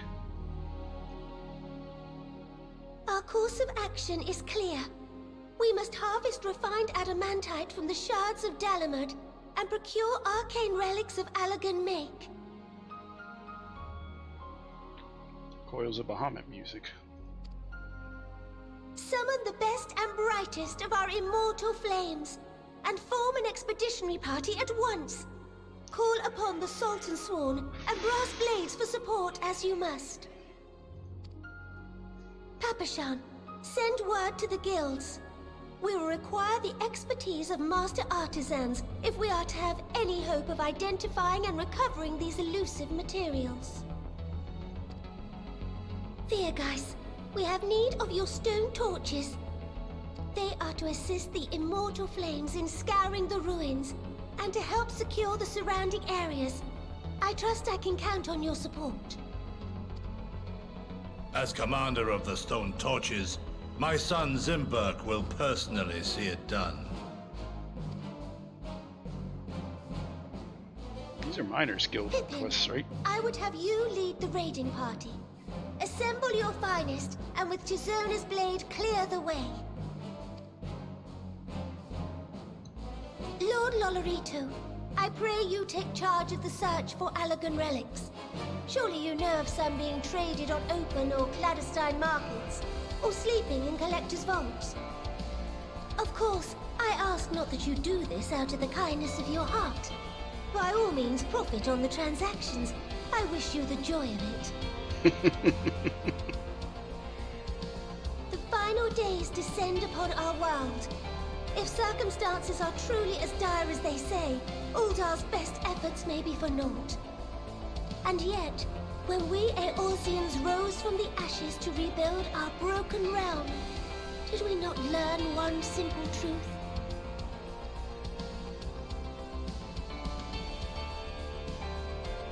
That which seems all but impossible to overcome alone may yet be possible if we stand together. It was the Scions who united us then, and it is the Scions who call upon us now. Uldar will answer that call. We will summon our courage and join the fight for our world's future. You know your duties. I, Nanamo Ulnamo, 17th in the line of Ul, bid you good luck and Godspeed.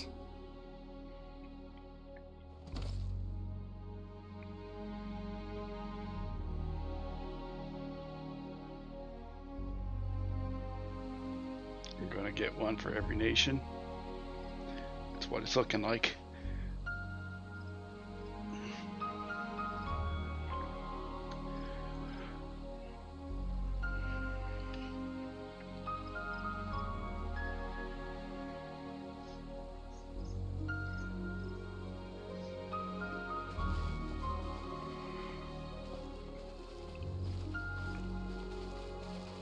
It's the archer trainer, was it not?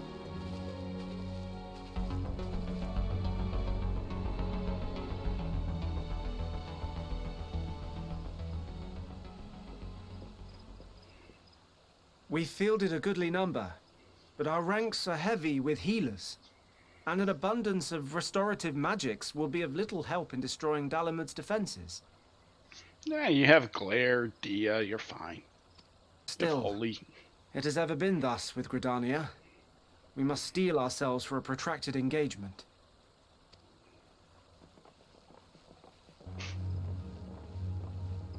In that case, might I suggest taking us along?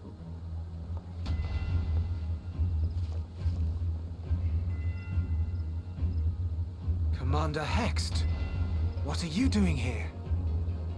None of the shards in Girabania are big enough to hold an internment hulk. So we said to ourselves, why not lend our neighbors a hand? We thought you might be short on people with a talent for breaking things.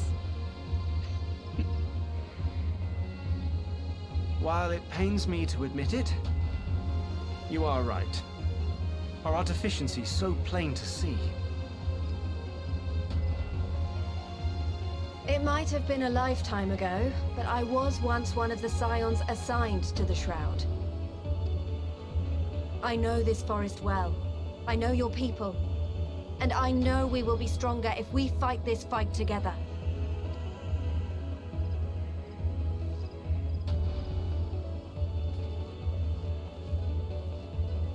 Then I will impose upon you with a clear conscience. Come, let us speak of how to integrate our forces.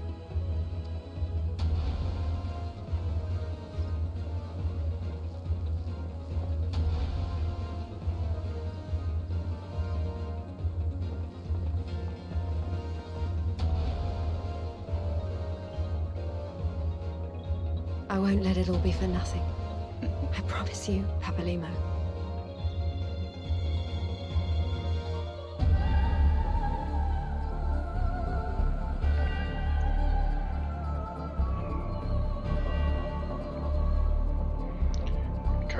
Curthus.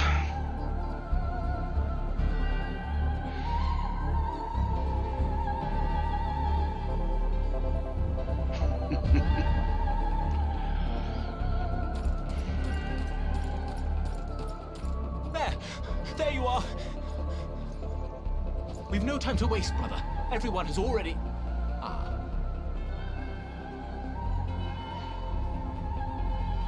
Oh, Chiffon.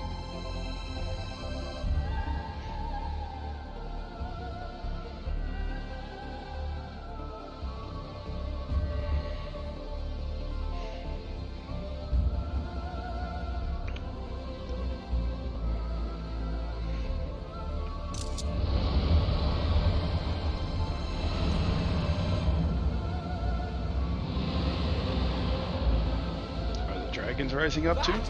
That was a roar. A dragon's roar.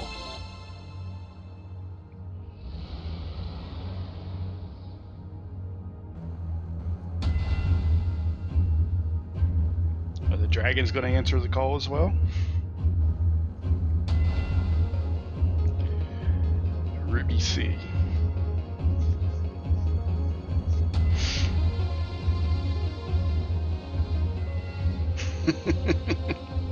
And so, in summation, the Eastern Alliance, as well as the Honorable Lord Lolorito himself, reached out to me for assistance in procuring these treasures of the divine, and I, in turn, do beseech the Confederacy for aid.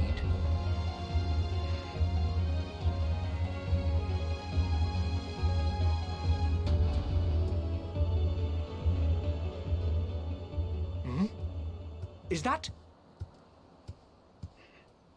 Hancock? What a surprise this is. And a fortuitous one at that. I have a favor to ask, you see.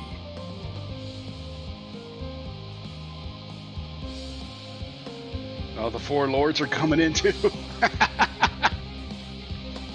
Nice.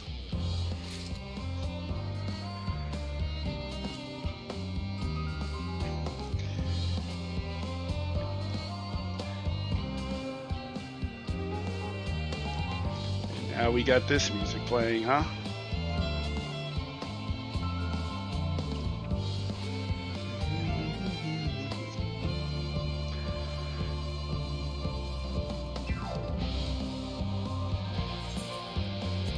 I'm here for it.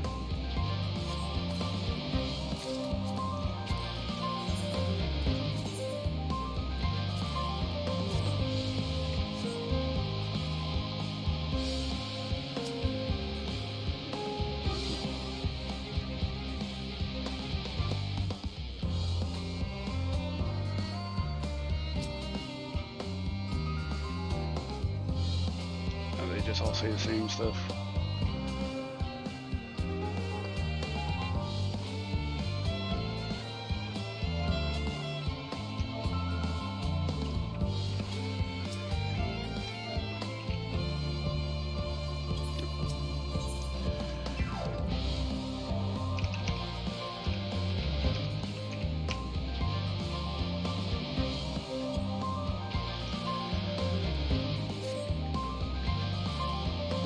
If all friends are searching for refined adamantine and sacred relics, we will only know if they meet your requirements once they have arrived. In the meantime, is there aught else we might do to be of service? Ha! You've already done more than enough. If I had to say, though, I could use someone who knows a thing or two about elegant technology. You there, the lad with the red eyes and matching hair. You seem to know more than the average scholar.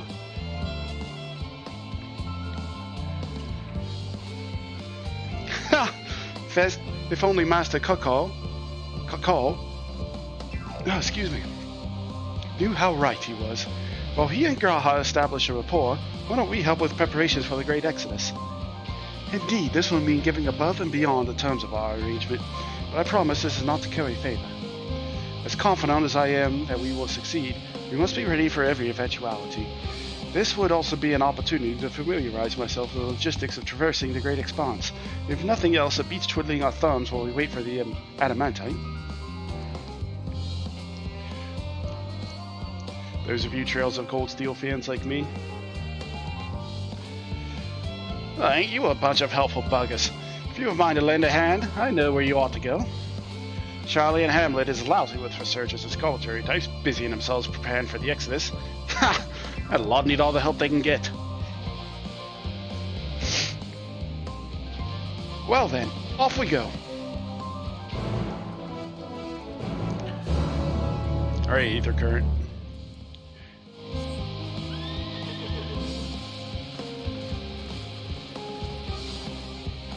It's off that way, I see it.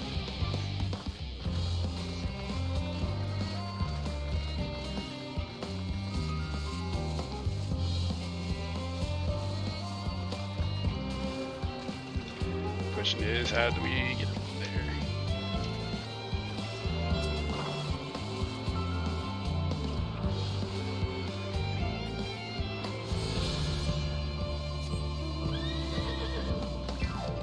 Heading back up north? Yes, we are.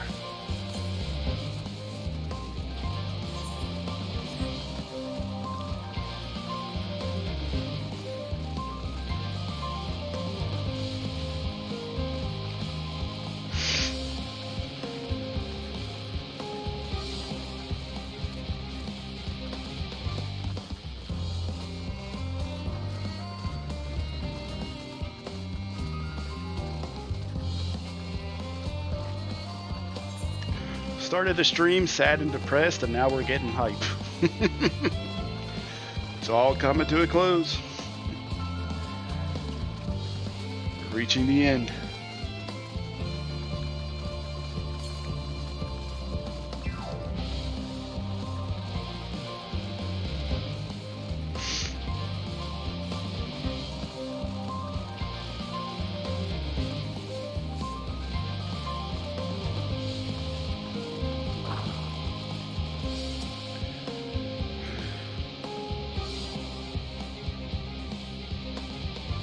Shadow of yon corner.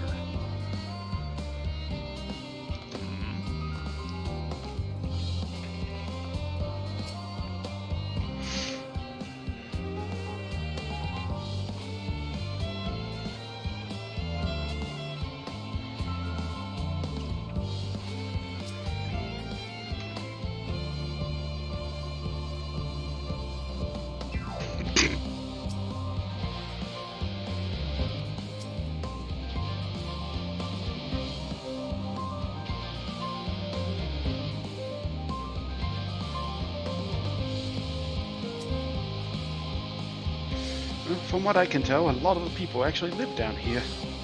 I don't know how much help we can offer, but I dare say they'll benefit from some of that fresh inspirations Scholar Monster Gang mentioned. Let's start by asking around, ideally without getting in anyone's way. Let's meet by the Aetherite once our work is done.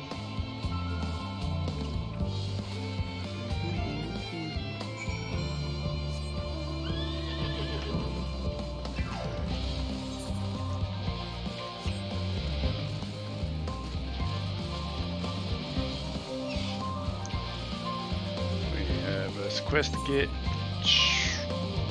Marketist. I will take up.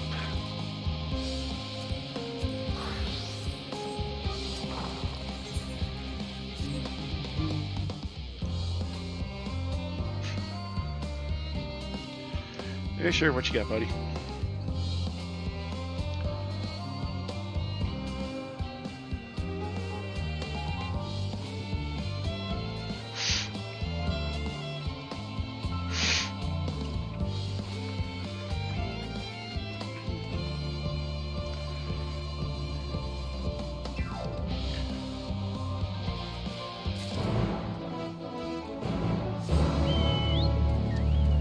Kill a troll.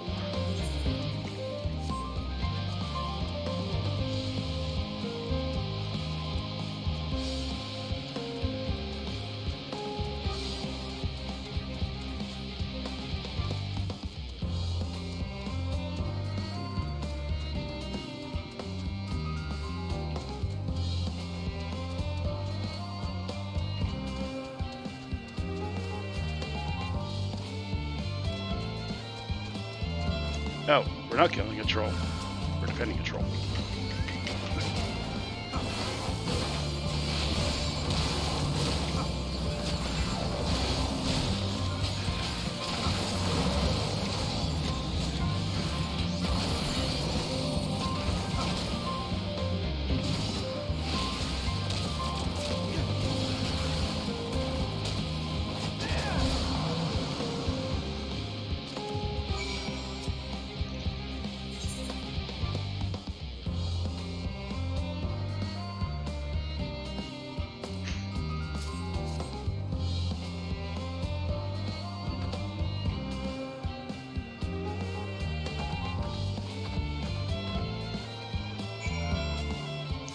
Troll successfully fed.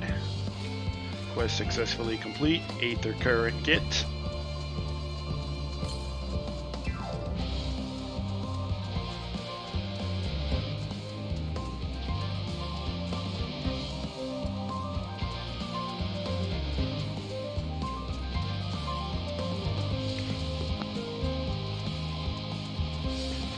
Sorry about that.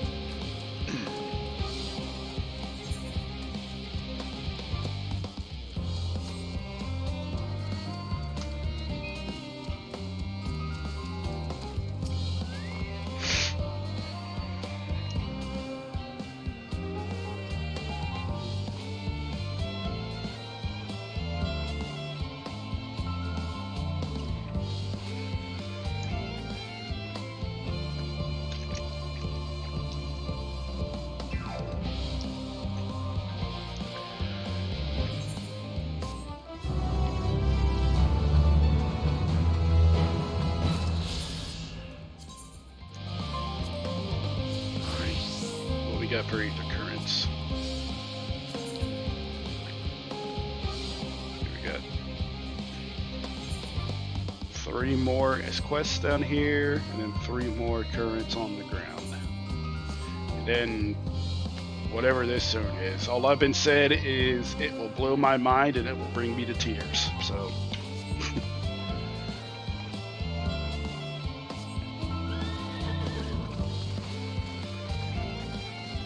I mean, that almost happened last night, and even when the stream started, whenever I remembered everything from the Elpis final cutscene. Helping with the Ark, even with all the power Master Cakal's managed to squeeze out of that ether burner, it's still not enough apparently. And now I hear the final days have arrived. Horrible creatures running rampant all over. If only we'd begun the exodus sooner. People are dying, and there'll be no end to it if we don't fulfill our duties. But we will. We spent years preparing for this moment. Believe in the plan, and all will be well.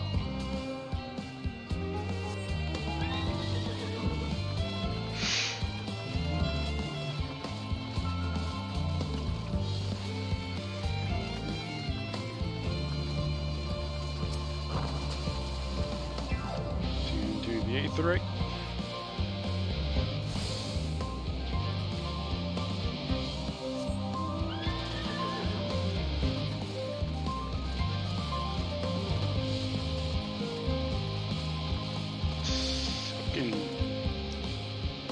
Soaking green.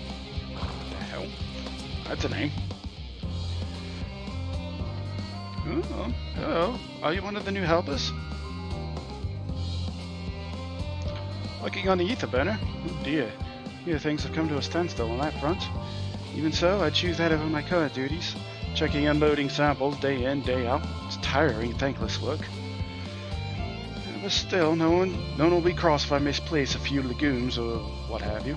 The form's got enough on our plate as it is, but what with deciding who gets to board the Ark and when, lots of powerful people have opinions on that. My heart goes out to Master Fortuno and the others. Probably get a moment's rest, I suspect. Don't even have time to sleep.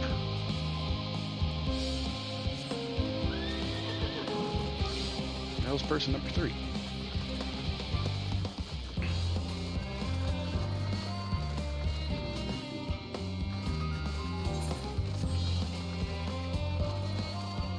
Yeah, building.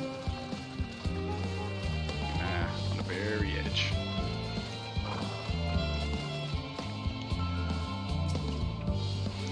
Offering to help. Yeah, it's very kind, but I should be able to organize the rest of the documents by myself. It's mostly a list of the things we will need once we arrive on the moon, and then whichever star we choose is our new home.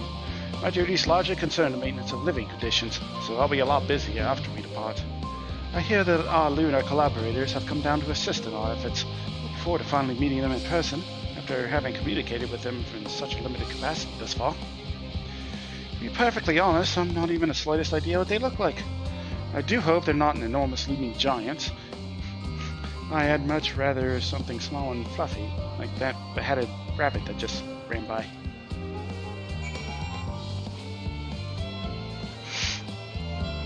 What? Bunny?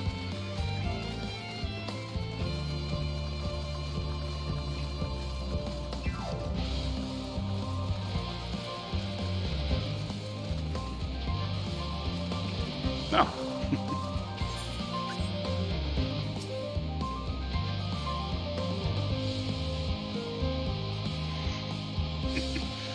Yeah, the bunnies.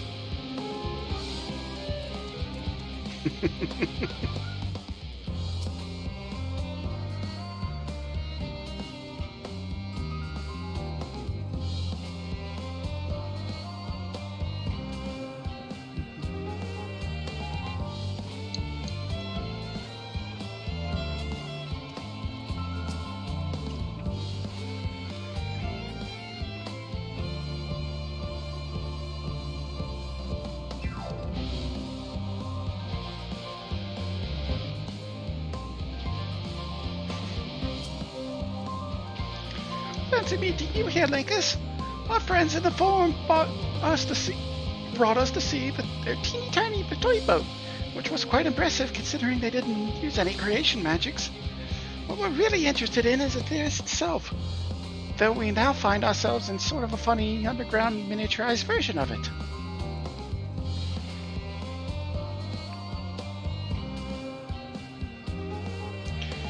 We were hoping the forum would give us a guided tour, but it appears they're already rather preoccupied. Honestly, all that time to prepare and they're still not ready. I suppose we'll just have to show ourselves around, or at least that's what we were planning to do until we chanced upon Oriange and your good self. Since you're all both dawdling about, engaging in idle chit-chat, perhaps you could show us a few points of interest. Wouldn't that be fun? Yes.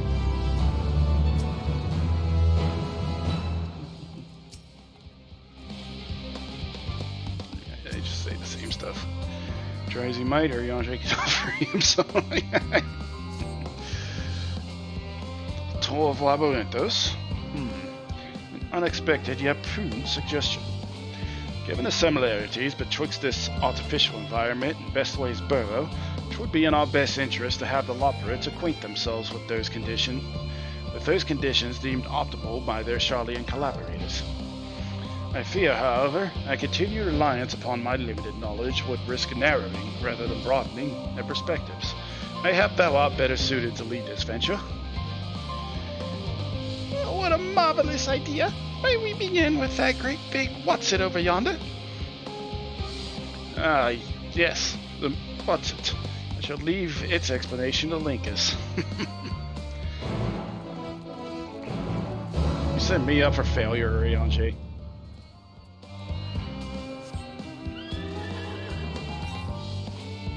.232 northwest.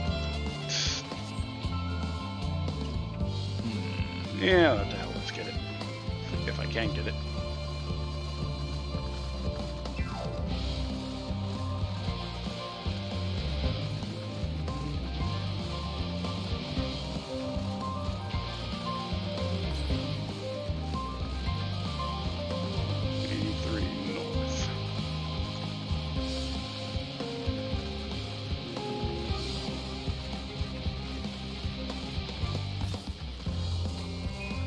West.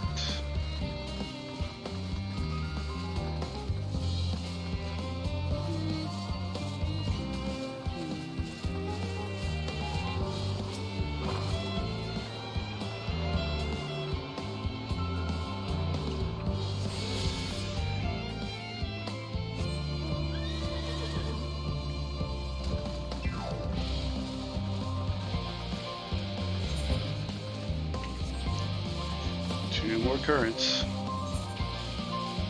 Around there somewhere.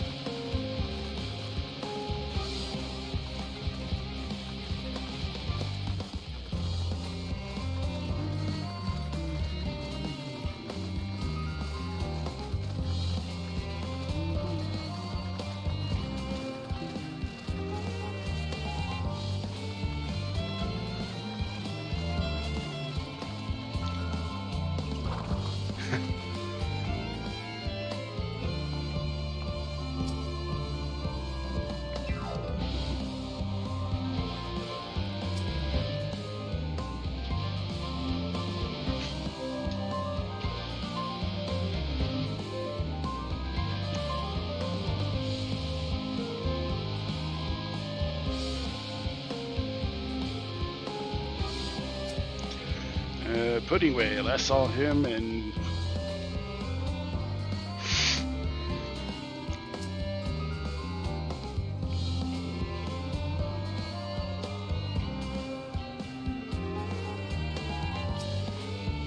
Oh, goodness me! To build something so large without creation magics is positively stupendous! Perhaps you could direct our attention to its most important features. Well,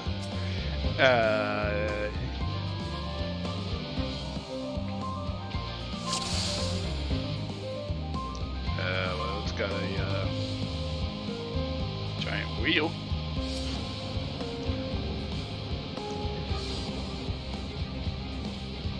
Is that water I hear from inside that great big tube. It must be because of those cogs and that gigantic wheel at the top. Oh, I see. That's how they draw up the water. There's probably some sort of spiral-shaped mechanism inside it, too.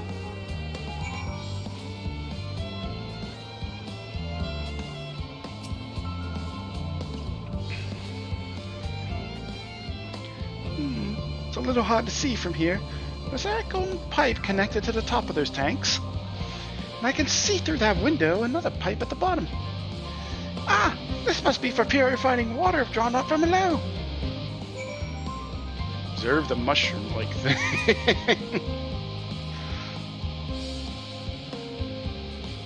That looks like the trees in the Greatest Endsvale. Hold on. It's a bit of a strange shape.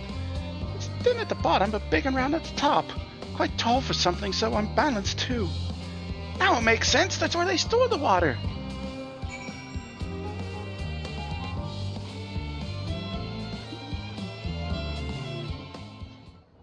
Oh.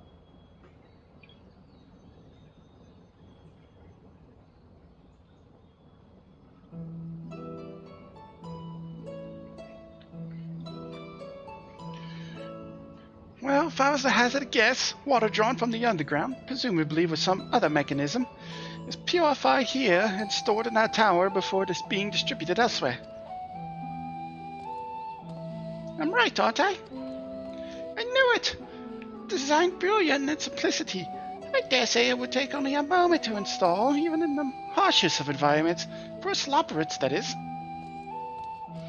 Indeed, securing a reliable source of water is of the utmost importance for any fledgling settlement.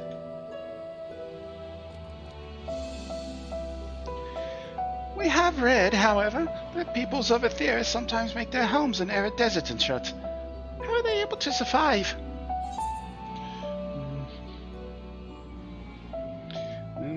Many settlements in Danaland are built near an oasis.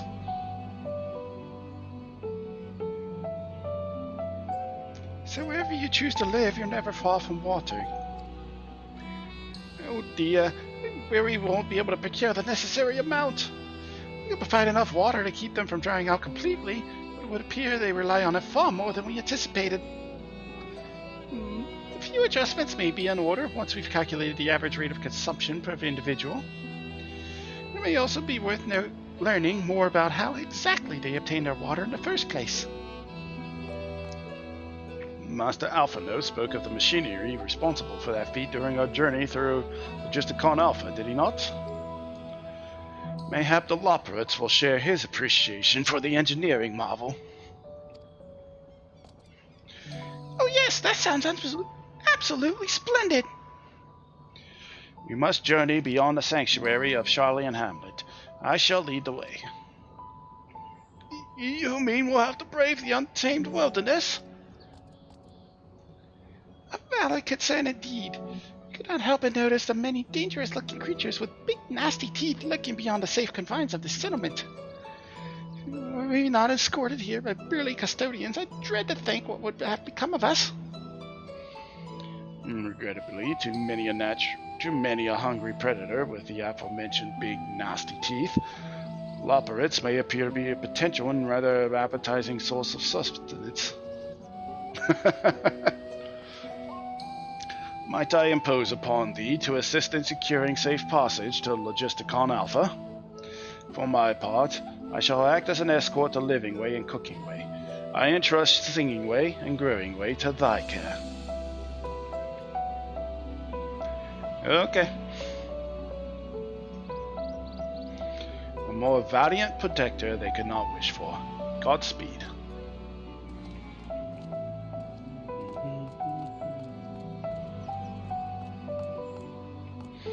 If it's all the same to you, I'd rather not be eaten by some horrid beastie. Come along, Growing Way, to the water extraction, what's it?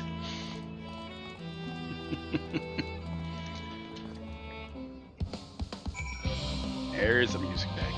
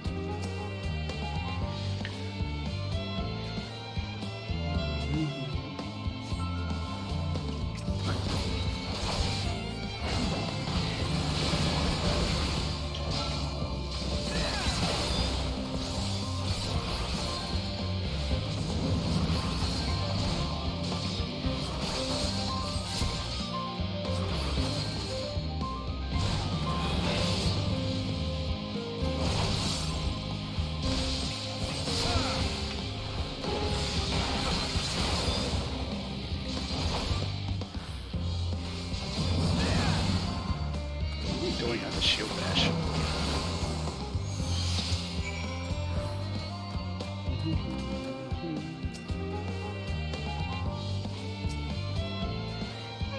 Thank you so much. I really hope this water extraction, Watson, is worth these harrowing experiences. All part of the fun, some might say, but I'd rather not be burnt to a crisp if it's all the same to you. I was gonna say, some people like the rabbit.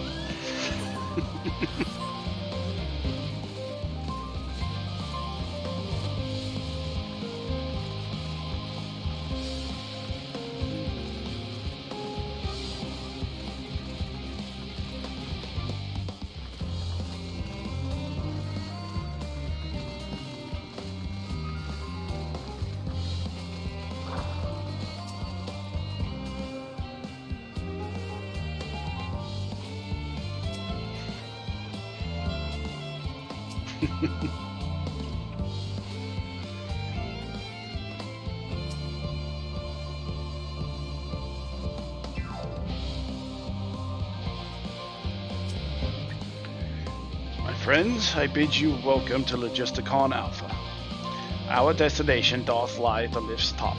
Pray follow me.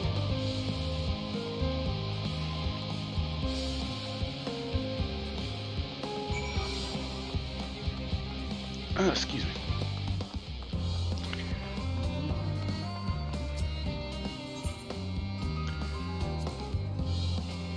Back up top we go.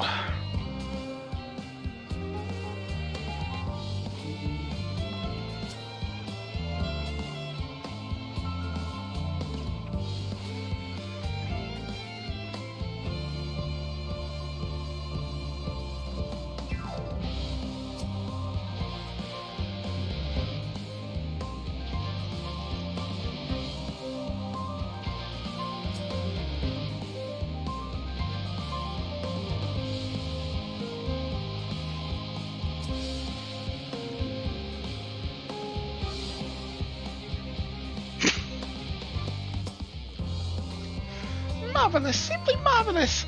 So this is where the magic, or science rather, takes place. A perfect environment to sustain life, artificially created. The knowledge we'll gain here will be essential when we start looking for new stars for your kind to inhabit. Apparently, most of them don't even have air for you to breathe. You're very lucky that Aetherius just so happens to provide everything you need to thrive. But it can turn out that way because of the available resources, I wonder. That's kind of a question we ask ourselves every day IRL.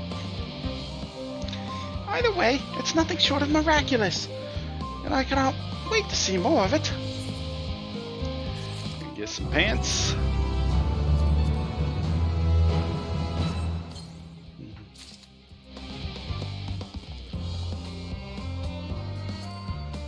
Equip the pants.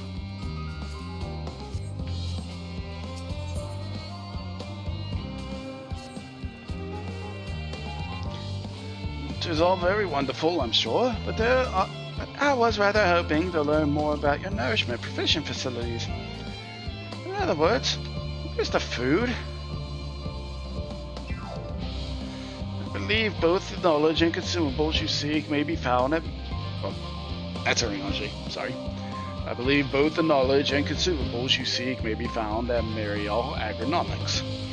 As I imagine Singing-Way and the others intend to study every conceivable facet of this apparatus, wouldst thou be so kind as to escort our visiting culinarian? Yes, that sounds much more interesting. Hopefully, I'll be able to see firsthand some of the delicacies that Rianche was telling me about. Even his incredibly vivid, if a bit too verbose, descriptions cannot compare to sampling them myself. Not to mention Aetherius will soon be no more, so I must learn all I can while there is still time. Let us brook no further delay.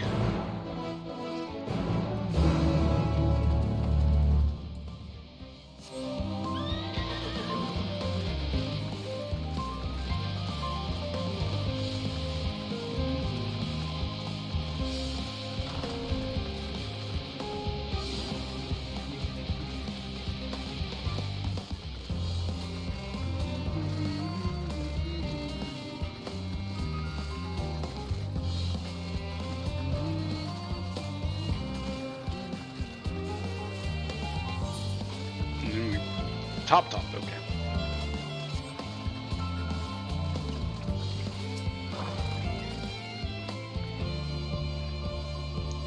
Now, this is the place, yes?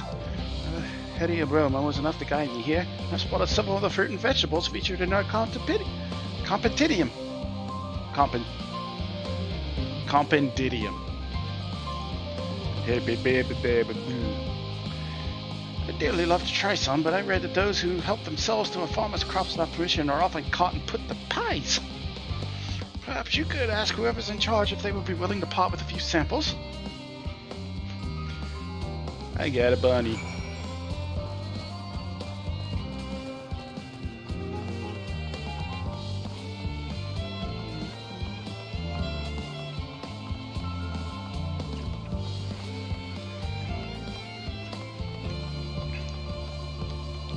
Well, first off, see these grapes? Used to be PS2 era, now they're PS3 era grapes.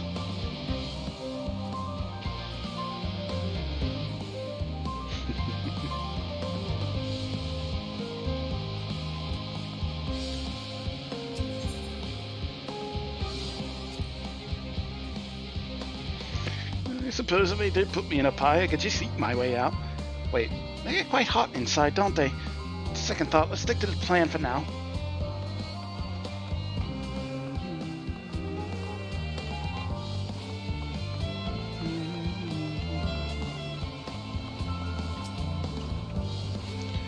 Oh, what a fine mess this is.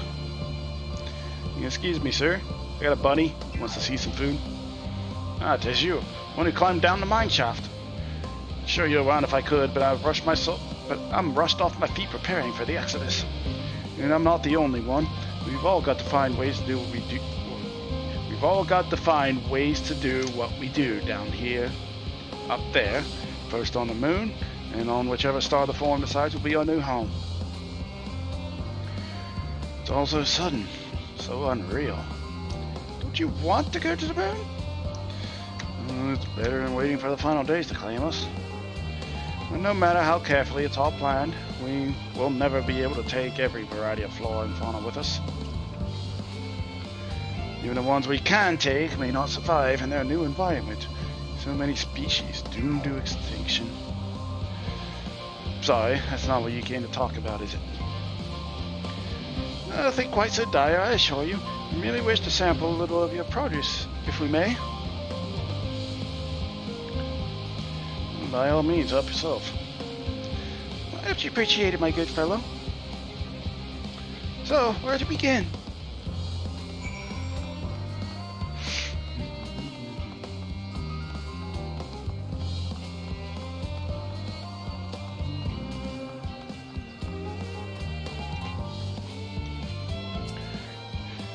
Oh, I know what these are. Grapes, yes. Let's see if they are delicious as they look.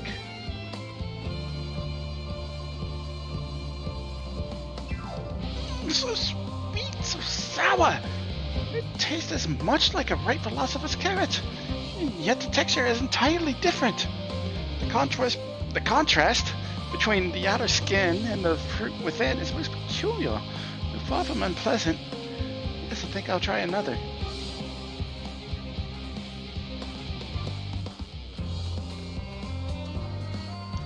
That's certainly given me food for thought, though it was done in a far less visceral manner than any philosopher's carrot.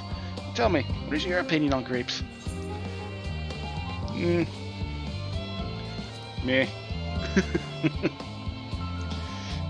An expression of a difference, I assume. In all fairness, our compendium did note they are valued more as an ingredient for spirituous beverages rather than as a fruit for regular consumption. Anyway, that's about enough about grapes for the time being. On to the next treat.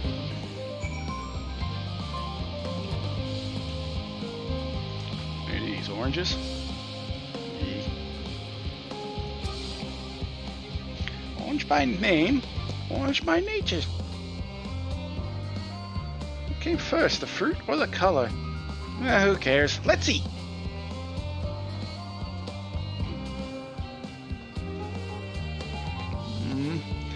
Yes, that's... Equal parts sweet and sour. As with the grapes, yet nothing alike. I may have to consult Urianger about expanding my vocabulary. I simply cannot find the words to describe it.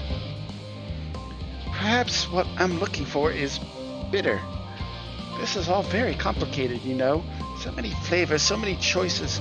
Each individual with their own personal preferences. Now I see why you all turned your noses up at the idea of eating nothing but carrots. Marvelous though they still are in my estimation. Let no one say I did otherwise. But speaking of carrots, I've yet to sample any of the vegetables. Let's see what's in that field over there.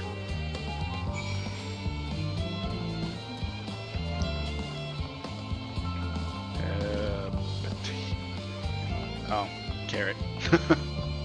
Or no, pumpkin. You pumpkins. A couple rotted pumpkins. I think. I don't know how pumpkins grew. Color, that texture. Like some sort of enormous round carrots. No, pumpkins. No. In any case, proper nomenclature is less of a concern than the taste.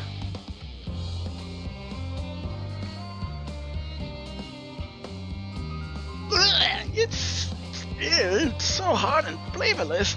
I may as well be chewing on a piece of wood. That all but confirms it. These are nothing more than misbegotten failures masquerading as goodly carrots. Stop! Can't you see these are pumpkins? And no one with any sense would try eating them raw. You're supposed to cook them first.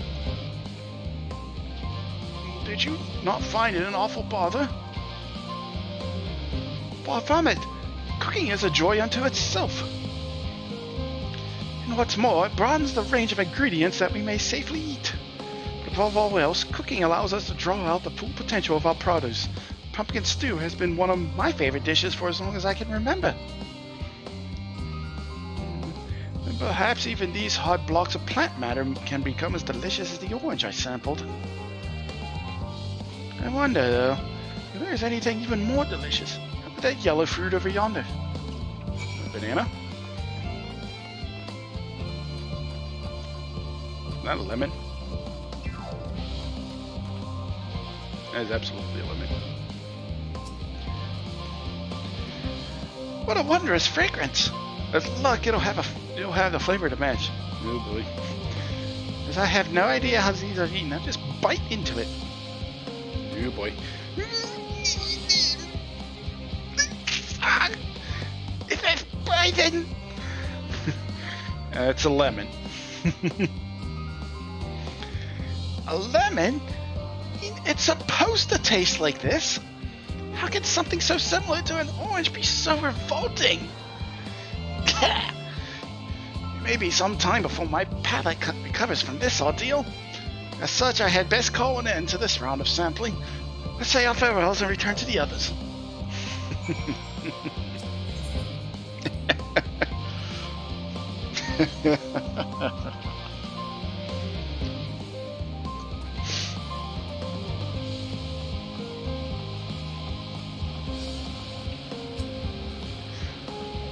Finished, have you? Trust you found something to your liking? I'm rather enamored with the grapes and oranges.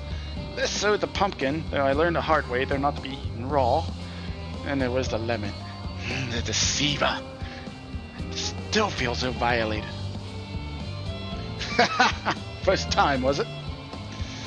I'd hate for you to leave with a bad taste in your mouth. More ways than one. So I'll give you this lemon muffin I baked. If this doesn't change your opinion, nothing will. More lemon? Have I not suffered enough? Nevertheless, I would be remiss of me to spurn this opportunity to... bit of sick came up there. Learn more of your excruciable ways. Very well, lemon muffin, do your worst.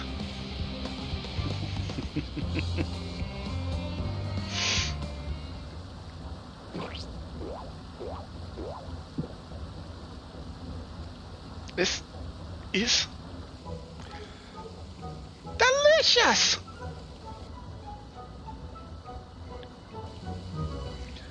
Although I still detect a hint of lemon, it complements the sweetness of the dough to make it a perfect harmony. I never would have guessed its vile bitterness could be utilized so elegantly. My good chap, this is simply breathtaking. See? We rarely use lemon in its natural state, but it has a starring role in all sorts of recipes. And the same is true for any other ingredient. It comes down to making the most of the resources at our disposal. And sometimes, that can even be the difference between life and death. I know we won't be able to take every species with us. No doubt the Forum agonized over what was worth preserving, and what will be consigned to history. Hard choices, but make them we must if we're to survive. Such strength of will. Now I know what Heidelin sees in your kind.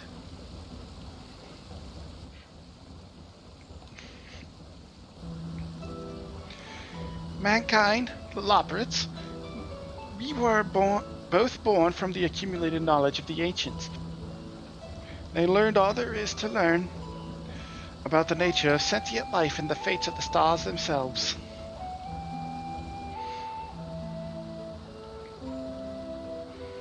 Once a civilization has fulfilled the basic requirements for survival, it will inevitably seek to eliminate all forms of negativity and achieve perfection. And therein lies its folly, its downfall. For perfection is an unattainable ideal. 'Tis the paradox of the immaculate cat. Yet civilizations since time immemorial have deemed the pursuit of perfection as progress. They pay no heed to the costs incurred in the futile quest, and all too often become the architects of their own demise, their dreams forever unfulfilled. What then is the alternative? The answer lies in knowing that our existence can never be perfect. To be content with what we have and make the most of it.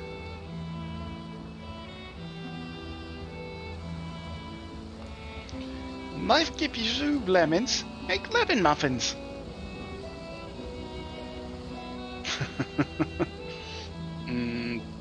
Pardon my Eorzean, but what in the seven hells are you on about? Who are you anyway? Cooking Way, at your service. I'm here to help prepare for the trip to the moon. And once you get there, you'll be able to try my carrots. I've been growing all different kinds. But don't worry, there'll be room for your crops too. We'll work together to preserve as many of the Theris' species as possible, if you're up to the challenge. Yes, of course. I look forward to it. Well, this has all been highly productive, probably. Let's go and see if Urianger and the others have run out of machinery to inspect, shall we?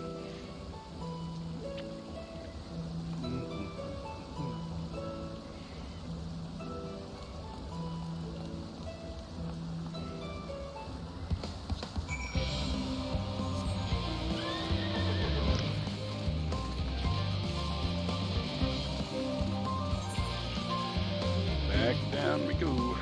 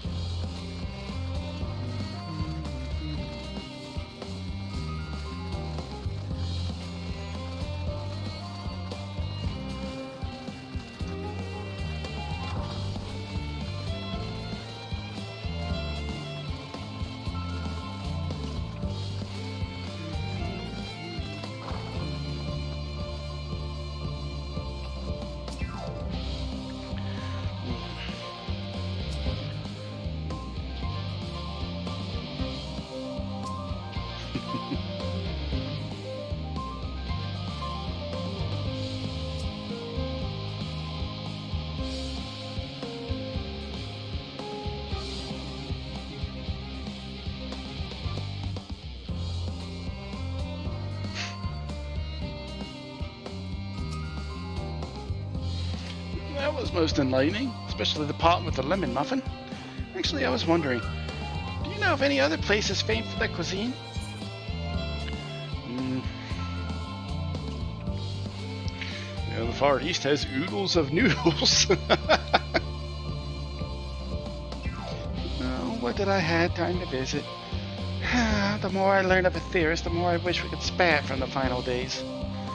Alas, Heidel's orders are to flee, not to resist. If only there was some other way.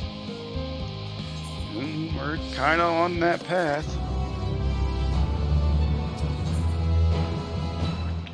Yeah, finally, feats. Linkus, I trust thy time at Marial Agronomics did bear fruit. Our own efforts too were rewarded. We now possess an embarrassment of educational riches. No doubt our guest's relentless pursuit of knowledge could occupy them, and us, for a fortnight. The last time is of the essence. Let us return to Charlie and Hamlet forthwith. I shall gladly attend to each and every loprit there should further questions within my power to answer arise. Hey, they dinged. No.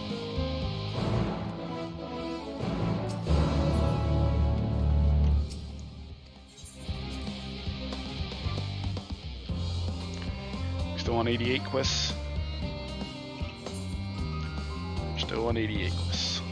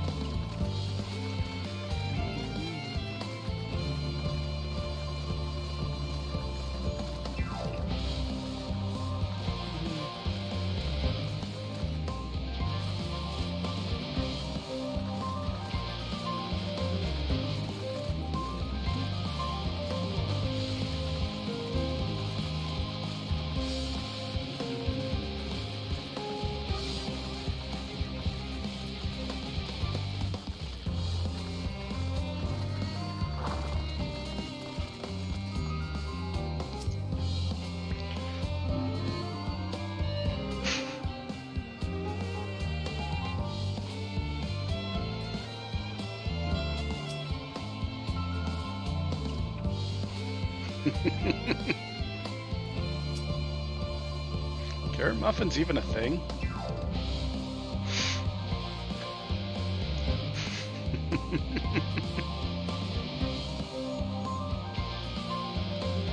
Okay, Heidelin wannabe.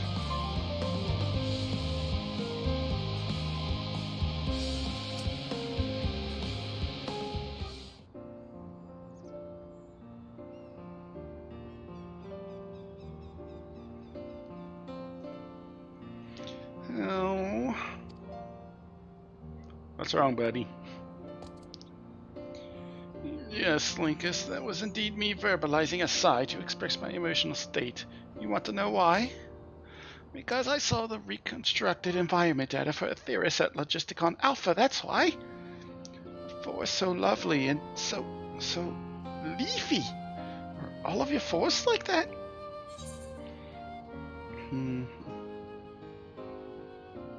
You should see the forest of the first. One was purple.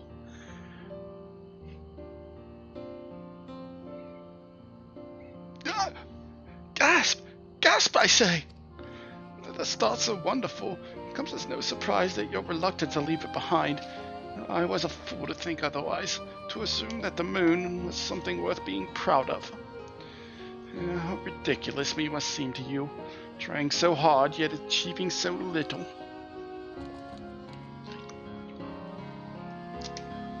Not at all. Thy works are no less worthy for their uniqueness. I thought I heard tiny voices. Good.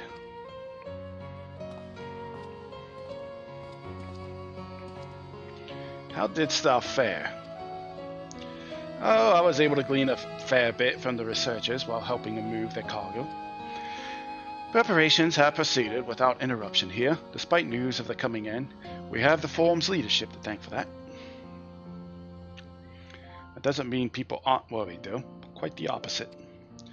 Knowing disaster could strike at any moment, they hurried to complete their work, equally unaware that a single error could be the difference between life and death. And we can hardly tell them there's no cause for concern.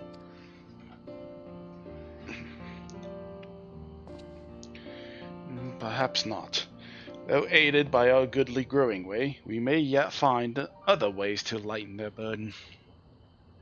Me? Be of use to To people? I'm honored that you would think me so capable, but I'm not sure that I'm up to the challenge. Nevertheless, I believe in thee. Well, if you say so, suppose it can't hurt to try. I passed someone moping in the Western Plaza that looked to be in need of a helping paw. Perhaps you might start with him.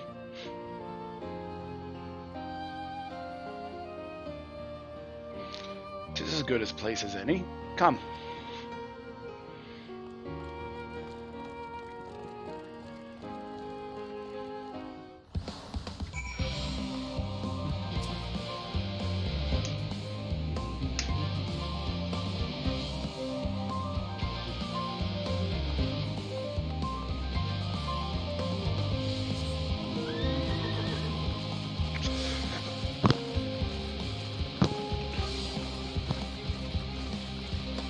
Yeah, sorry.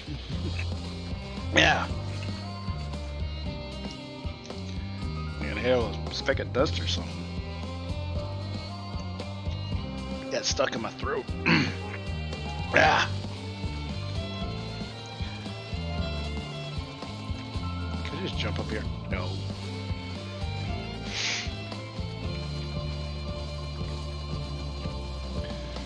Fine, I'll take the stairs like a pleb.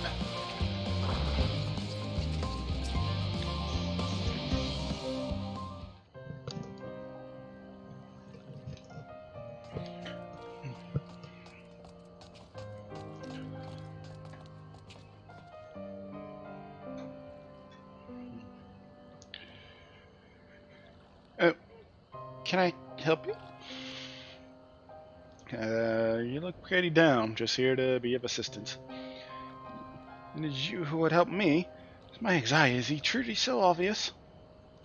A burden shared is a burden eased. Pray tell us of thy troubles. You know, those little fellows do look like good listeners. I'm an engineer, you see. And what they say of the ship is the sum of decades of Charlan ingenuity, and it's built with a peerless, elegant technology. It's all true, but I know that none of that's a guarantee. We've never before launched a starfaring vessel, let alone flown it in a great expanse. All the tests we've run have been on the ground.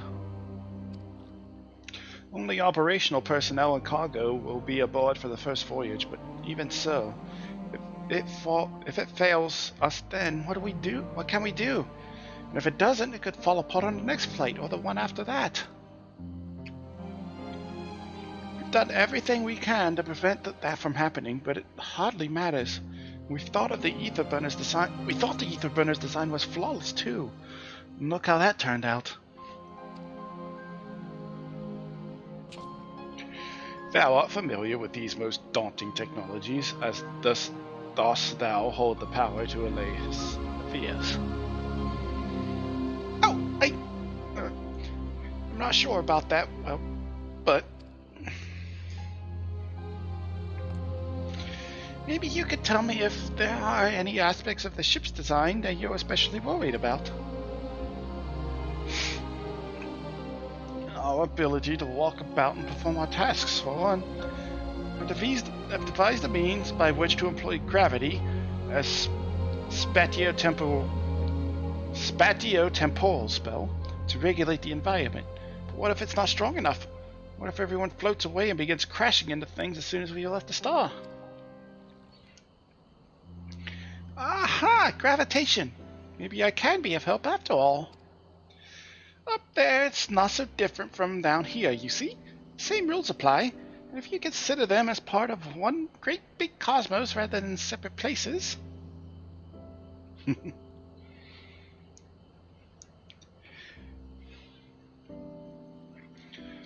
I suspect both parties shall find comfort in this conversation. Yet if Thancred's tale be true, still others would benefit from insights born from experience. Might I prevail upon the Loporits to attend them? An excellent idea, if I do say so myself. There is naught we'd like more than ease the hearts of the fine people of Etheris and learn more about them while we're at it.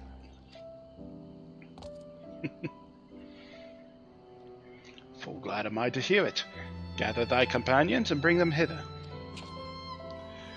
Lycus, thou hast a gift for finding souls in need of succor. Pray seek thee out the distressed and the apprehensive, and inform them that help is at hand. I shall await them here, that I might introduce each to a suitable loperate. Go. Grab a person and give them a bunny. Oh, I do so look forward to that. Place for every loperate and every loperate in their place. Bunny.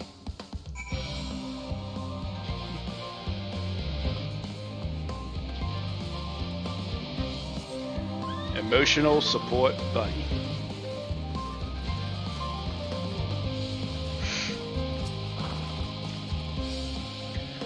What am I thinking about? The medical facilities on the ship, of course. I designed them with the assistance of our sages and chirurgeons, but to imagine every illness or injury that one might face in that great expanse is beyond any of us. To say nothing of the effects that living out there indefinitely might have on the body. Hey, got some loperates if you want to help them. The crew from the moon! Why didn't I think of that?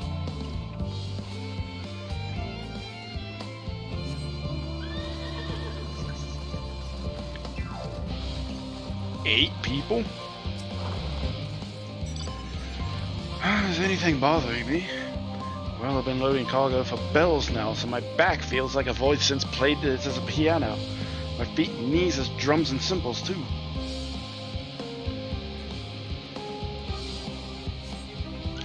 Yeah, that guy's fine. He just needs a break. Just leave me in my misery. Phone can appoint someone else. I apologize. Simply don't know what to do. How am I supposed to pilot the Ark if I'm already falling apart under the pressure? Hey, you want an emotional support bunny? You're a starship pilot that I might speak with. Truly. Well then, there's no time to waste. If I can help me prepare for this monumental task.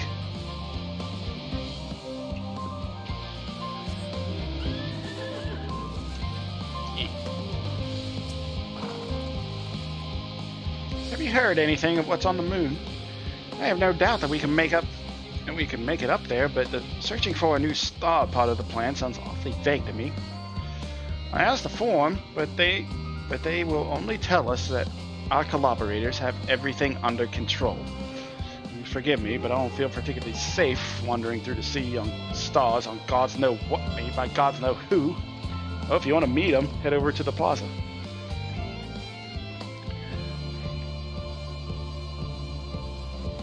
I'm gonna say that I can speak with them directly. Amazing. I hope they like questions.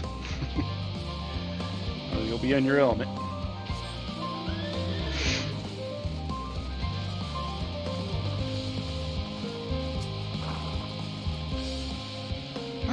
Worries. No, I believe I'm fine, thank you. I've been confiding in my colleagues and it's helped a lot. Can't recommend it though. Can't recommend it enough, rather.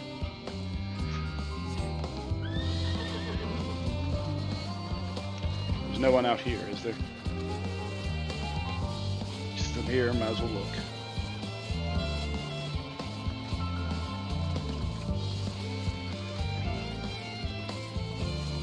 Nope.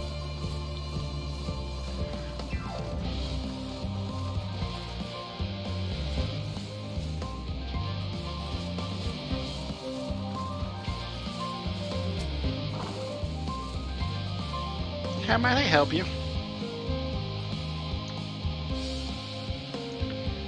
My, what a lovely idea. I too noticed people becoming rather tense, so I rushed out to pluck some fresh and fragrant tea leaves. Now I need only track down 100 or so cups. But don't you worry, I could manage. I hope your plan to cheer everyone up goes well. Woman's doing better than you are.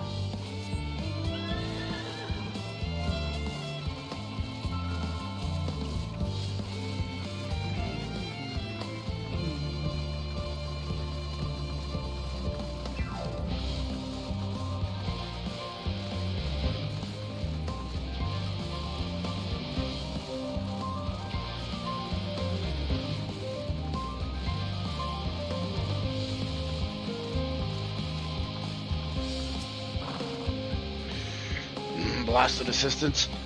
Where have they gone off to at a time like this? Beg pardon, but I do not have time for idle chit-chat. I need to reconfirm that ether levels are consistent throughout the vessel's machinery.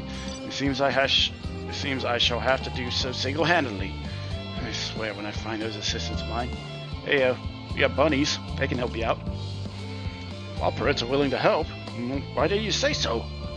At least they won't moan about how they checked 24 times already and haven't slept in weeks. Lazy sods.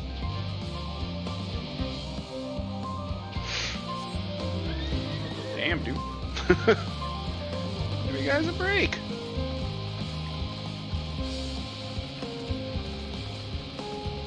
Thought for sure that was gonna be one of them.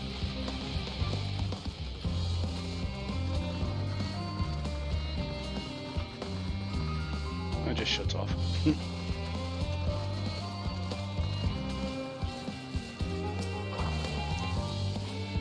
56 bunches of weeds in the ground, 56 bunches of weeds, rip one out, add to the mound, 55 bunches of weeds in the... you okay, buddy? Ma'am? I'm not neglecting my duties, I swear. I was in need of a little break, you see, but then I found myself unable to relax at all. So then I went on a walk, and then I noticed these weeds. And... Well, if you need to calm down, we got some Wopperits over there. Pleasant conversation partners. Oh, so fuzzy? Goodness me, that does sound like a much better way to relax.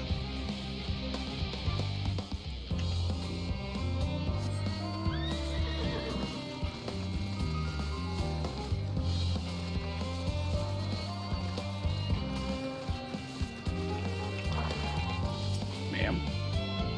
Concerns? Nay, there's no point in worrying at this stage. Only make the work go that much the slower.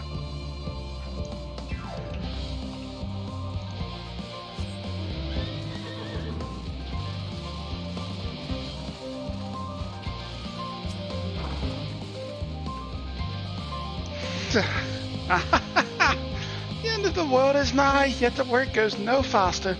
Schedules are such temperamental things, feasible one moment, but a bollocks the next. And yet, I've never felt so alive.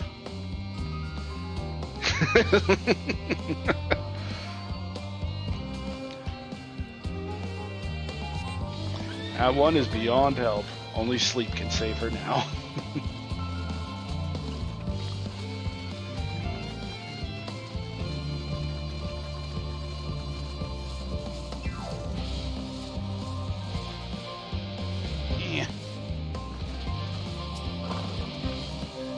Apologies, but I am waiting a delivery. Whatever it is, we'll have to wait.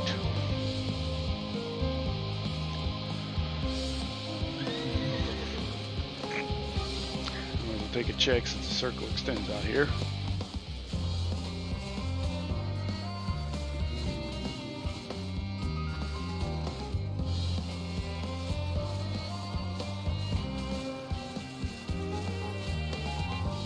Doesn't look like it.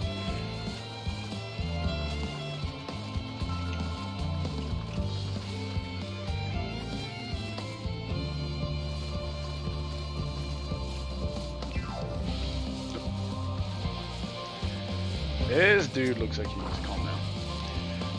By the gods, my chest is tight. Am I dying? Is that what dying feels like?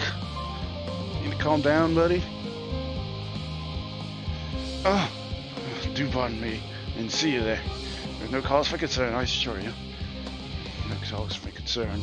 Even though we may need to depart at any moment, if the hull design buckles under the strain, the entire vessel may explode on launch, claiming countless lives and dooming all mankind. That is highly unlikely. Yes, highly unlikely. Highly? Calm down. Go talk to some love grits. Our visitors can help me triple check for structural flaws, you say? Well, that would be wonderful. I'm breathing more easily already. 2 more birds to find.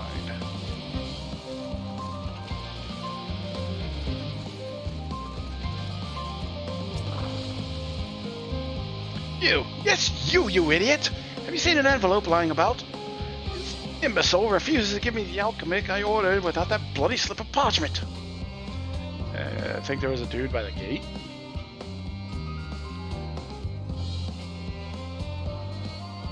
Wish your friends had a spill to make me remember where I dropped my damned envelope. I doubt there'll be more help than you. You wasted enough of my time already. It would be unfortunate for...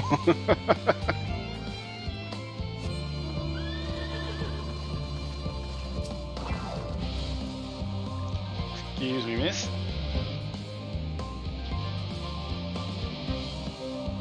My face? What's wrong with my... Ow! Perhaps I am a bit tense. I was tasked with ensuring that the proper fauna, only the proper fauna, was brought with us to the moon. However, the suitability of a few species is still under debate. I can hardly make the decision myself when I know so little about the environment up there. Well, good news for you. We got loperids. Go talk to them. Including the loperids in our discussion is a wonderful idea. I absolutely will. Thank you. Perhaps their biology itself might offer some clue as well.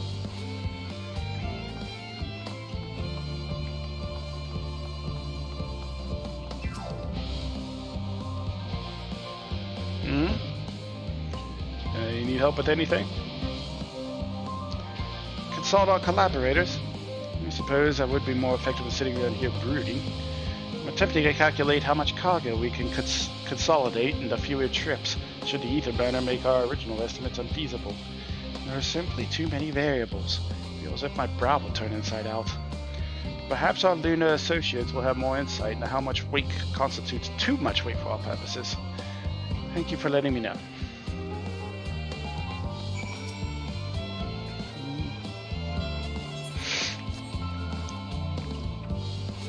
I can have a chat with you.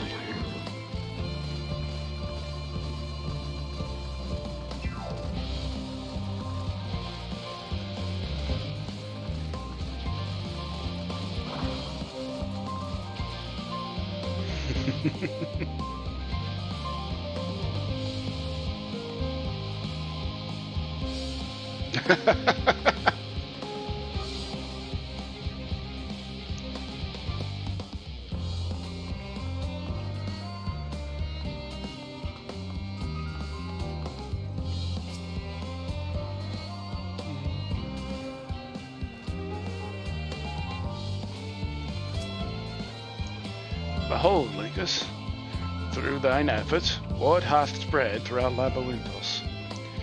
Verily, to a far greater number than we anticipated. Living Way doth gather more loperids as we speak. I shall assign each in accordance with their skills, that new bonds of friendship might be forged. Should greater matters require not thine intentions, watch over them, I prithee.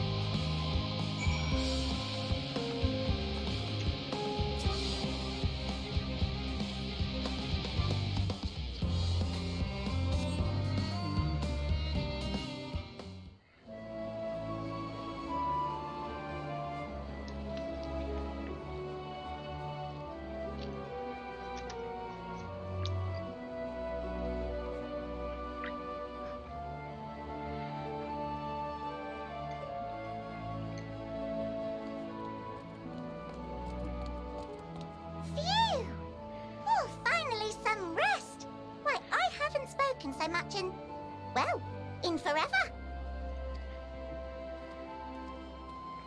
Lively, isn't it? The town is abuzz. Everyone eager to meet with our friends from the moon.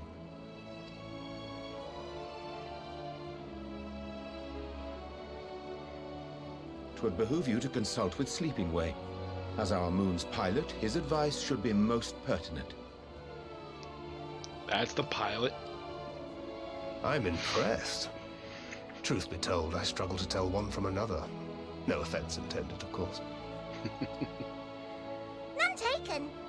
After you and your friends left Mare Elementorum, we spent no small amount of time with your Urianger. Oh, the conversations we had.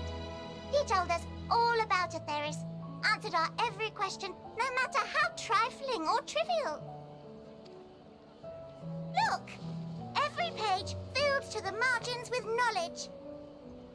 When I first arrived, I was struck by how little I knew. It was daunting. But then I realized that were it not for Urianger and his teachings, we'd still be stuck on the moon. gazing at your world and wondering what we've been missing.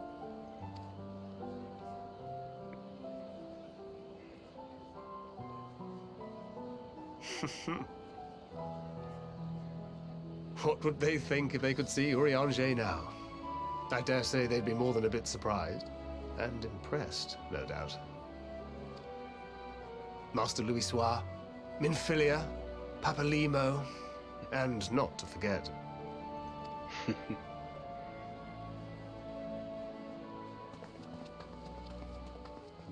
Parents? Oh there! Heard there was a visiting expert who we might bother with a few questions. I take it you'd be the one.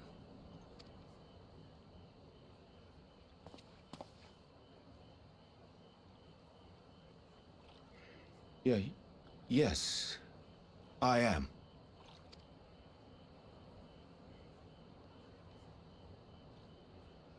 Wilson and Blovida, Sharlayan's foremost researchers in the field of teleportation magic, and Moonbreeder's parents.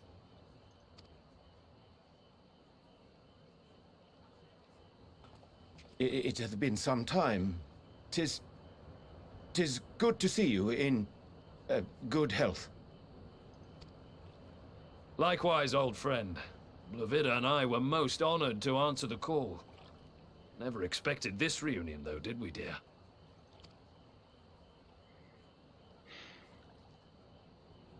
Alfei, the nerve. Sending that letter, then running off to the gods know where.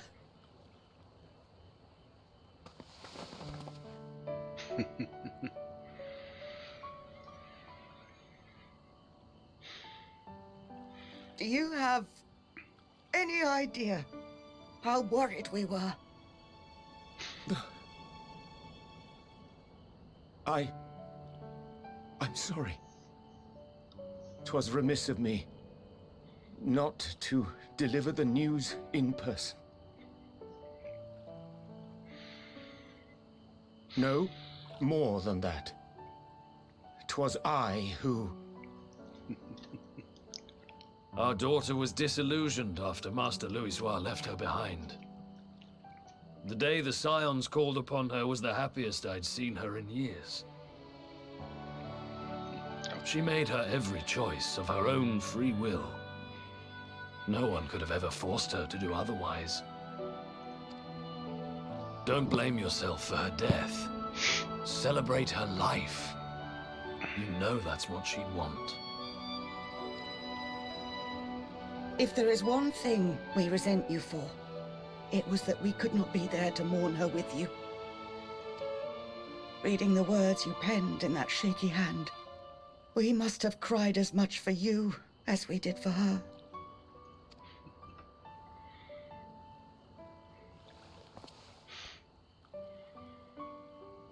I'm sorry.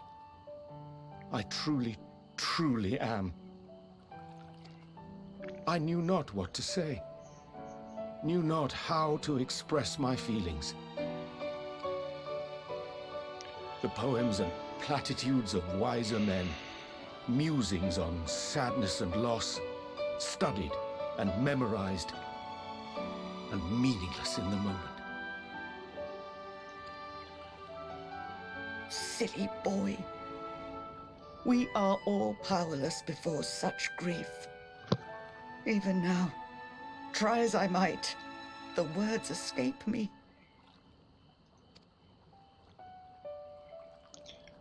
But in our hearts, we know. We always know.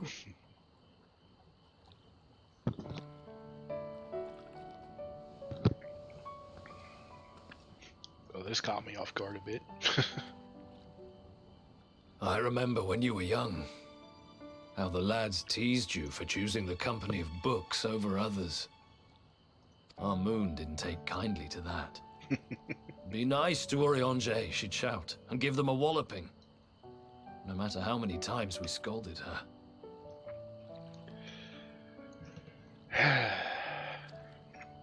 So we offered a suggestion. Rather than starting fights, why don't you be the bridge between Urianger and the others? She had to mull it over for a while, arms crossed, brow furrowed in intense thought. But from that day on, she never let you be alone. She'd drag you outside to play, pepper you with endless questions, read the same books you read, all to try and understand you that much better. I'm sure it was annoying and exhausting at the time, but she only ever had the best of intentions. And look at you now, at the center of the crowd. The reason there even is a crowd, having brought these people together. You've no idea how proud we are.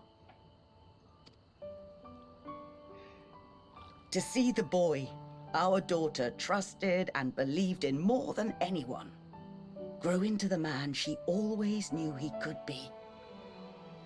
I can see her in you too. Feel her. She walks with you wheresoever you go. So thank you, Urianger, for being who you are.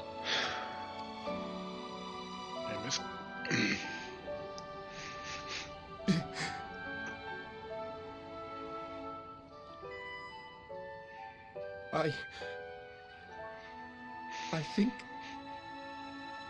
I can feel her too.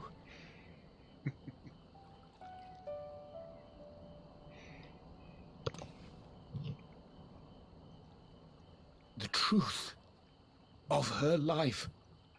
Not sorrow, but hope and love.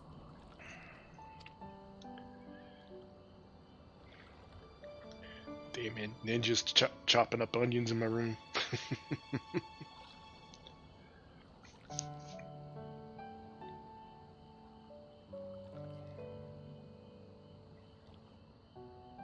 This moon breeder.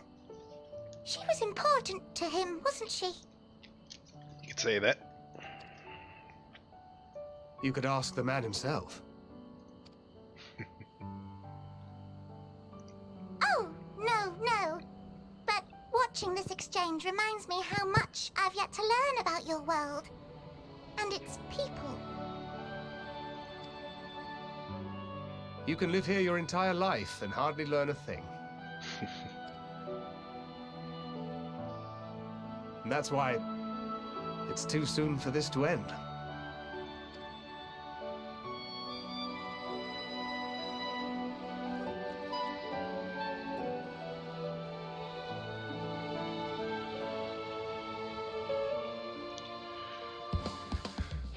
That one snuck up on me, I'll admit. That one got me.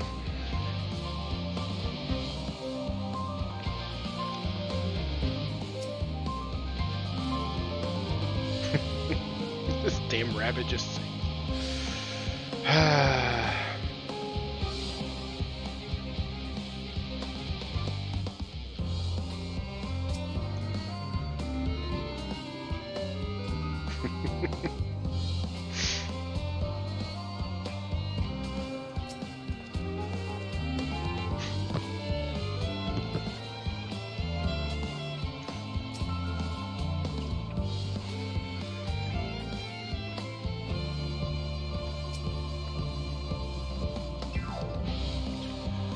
Yeah, I'm one of the signs, you can say.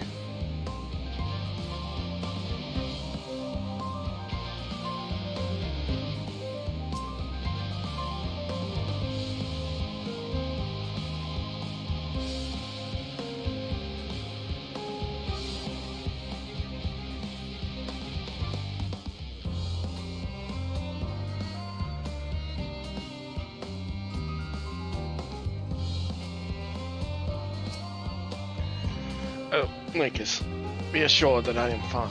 I am full glad to see them too, after so very long. Gladder still that it was in your company. As difficult as it was to accept their kindness, it would have been far harder had I faced them alone.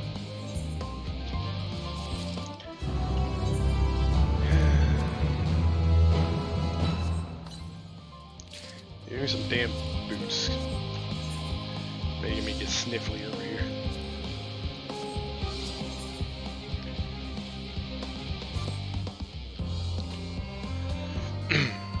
has my gratitude for lending courage to the Loporrit. Not disposed to rest on the laurels, several of our guests have elected to accompany my countrymen to the stations. Some few may still come hither seeking counsel, and so shall I remain to aid them as need be. If thou art needed elsewhere, do not let me detain thee. As a matter of fact, I was hoping you might check on Alizé. Last I saw, she was struggling to carry an enormous pile of boxes out on the west gate. I could go myself, but we both know whose help she's less like to scorn. Not to mention that, much to my misfortune, I can think of several other things I ought to be doing. Until later.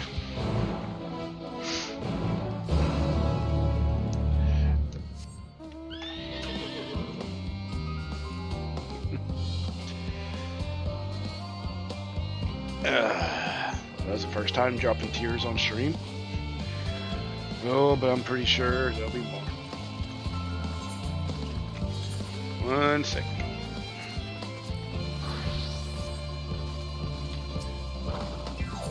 You appear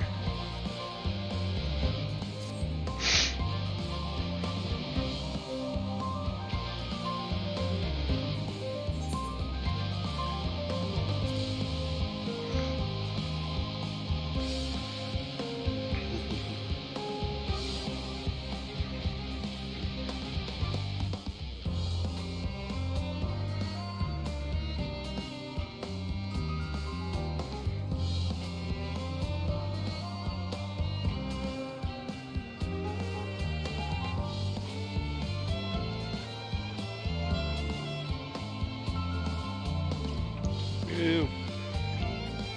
My breast sold.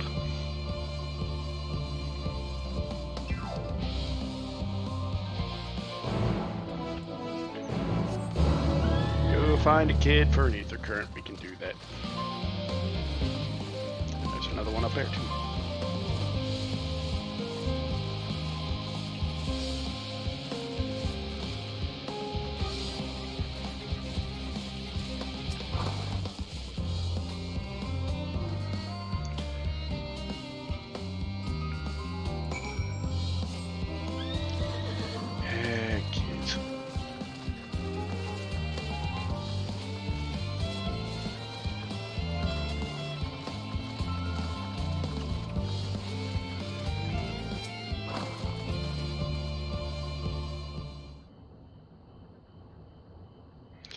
Kid, I'm here to take you back to your parents.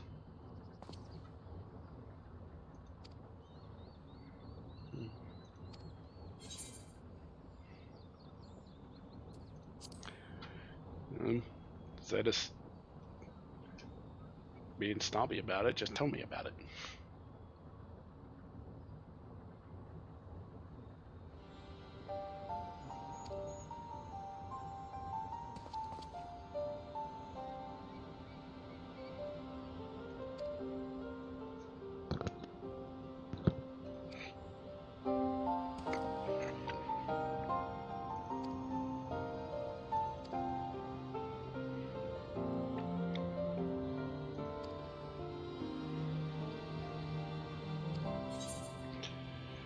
You don't need to pay me, kid. Even though the quest reward will pay me anyway.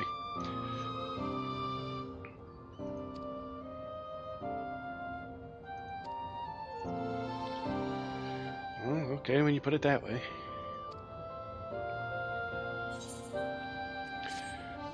But later, though.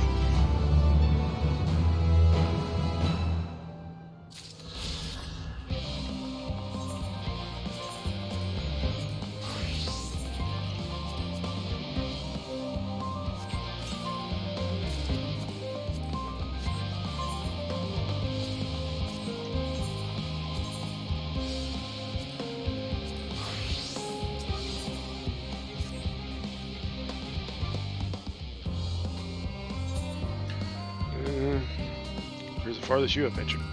To the first.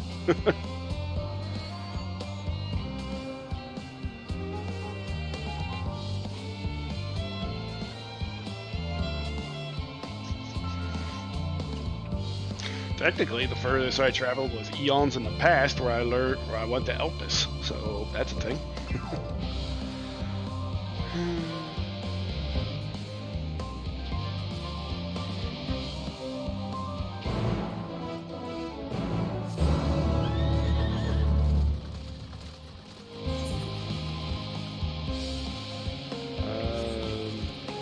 Alright, there's a door that way. New dog.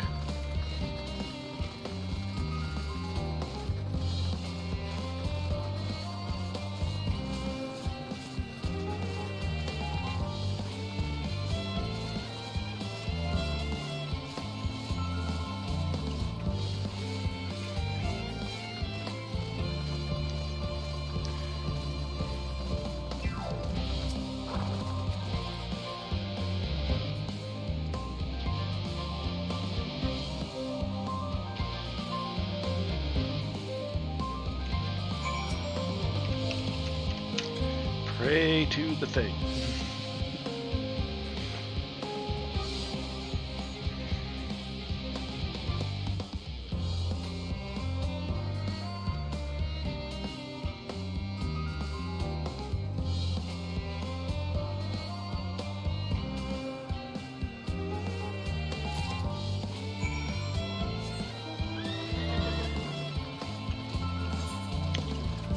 It is this lantern crystal. Imbued with hope for a safe journey.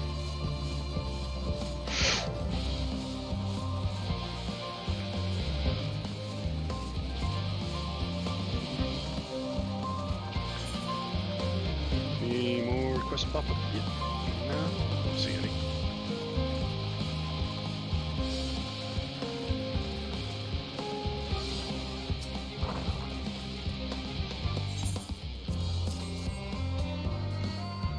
Here you go, buddy. Here's your crystal.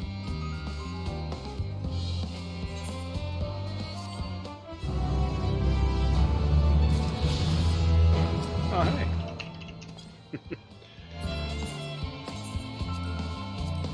I know that person.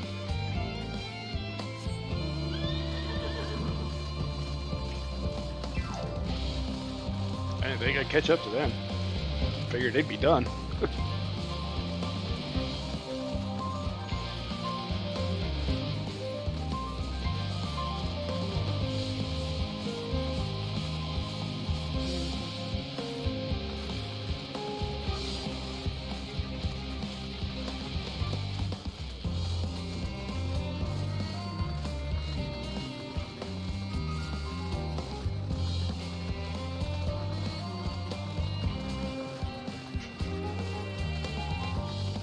Just a con beta, huh?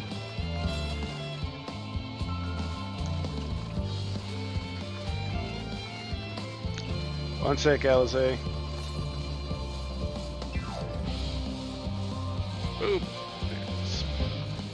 I'm just gonna face first into that thing.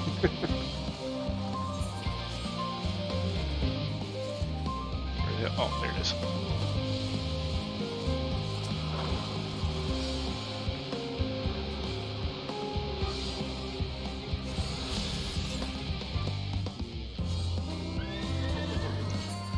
Next one is whatever the hell this is.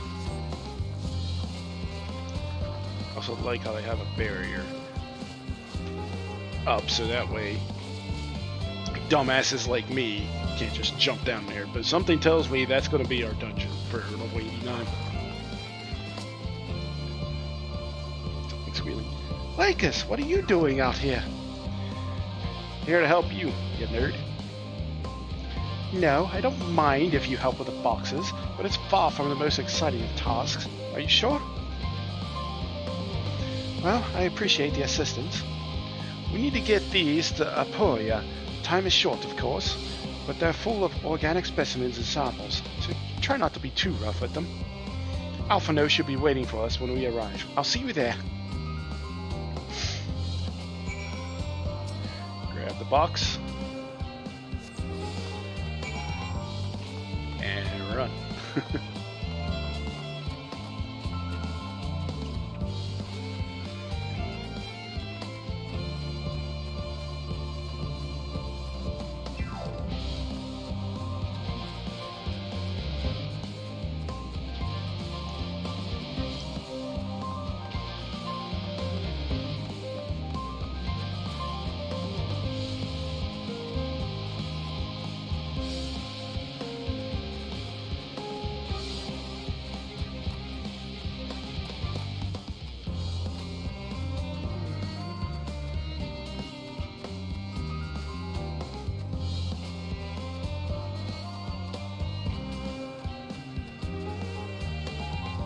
just run that little distance.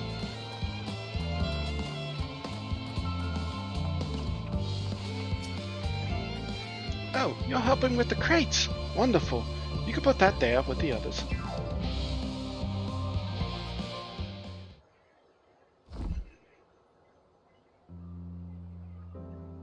You have my gratitude. But how did you come to be involved in this?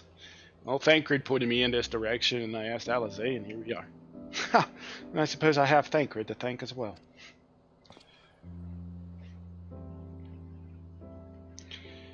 If you're wondering why we were tasked with bringing these boxes to Aporia to begin with, so was I. It turns out this is a base of operations of sorts. Those with final say as to what is included with the ship's manifest can be found here. Father included, I suspect.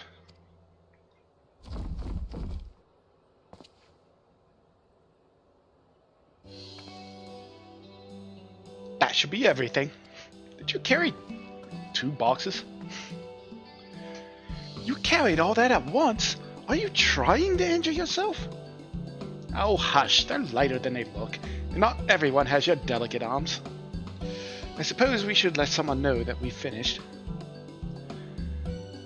Theo Paladin is in the courtyard. We can report to him. Why don't you come along? You should get credit for your assistance, at least. Considering where we are, we might even learn something interesting.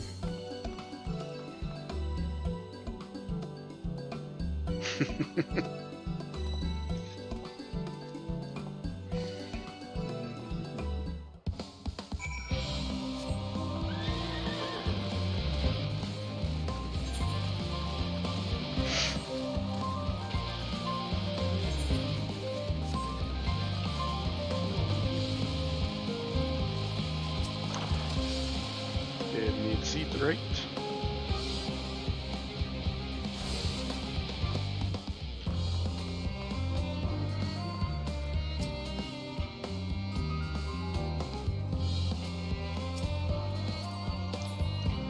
I want Alizé.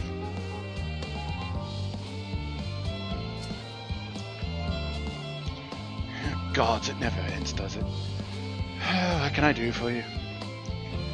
We brought samples from Charlie and Hamlet. Series 110? The crates are by the entrance.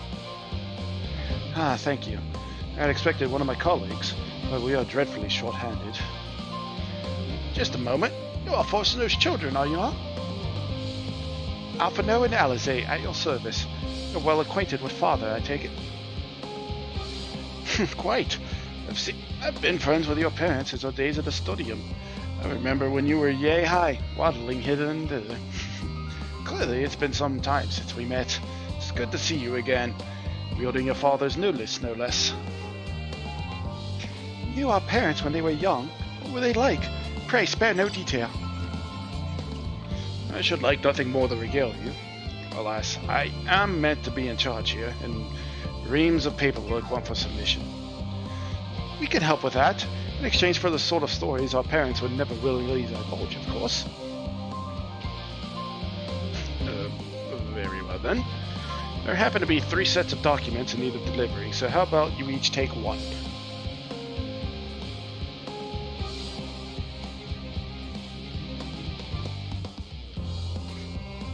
Wait right there.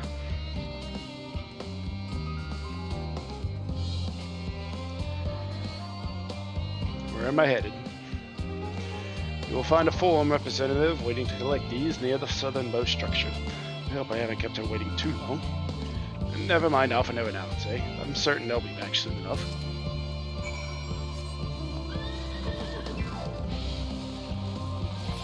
How far south is this again? Actually pretty kind of close. Excuse me, miss. Believe you're expecting this? Are you not one of the Scions of the 7th Dawn? I thought you were meant to be working on the 8th banner. I have a document for you.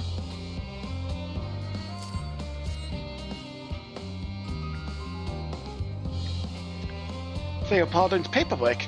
I'm beginning to worry he had misplaced his quill. I appreciate your help in seeing these documents to my hands at last. As for your other task, pray keep this between us, and I sincerely hope you scions succeed. The Exodus is, without a doubt, the most monumental undertaking in the history of the form, and so we must be circumspect in all respects. Risk is a privilege we cannot afford ourselves. At its heart, however, Charlian has ever been a nation of the curious. 'Twould be a tragedy indeed if we were the ones to stymie your pursuit of truth. Didn't expect that.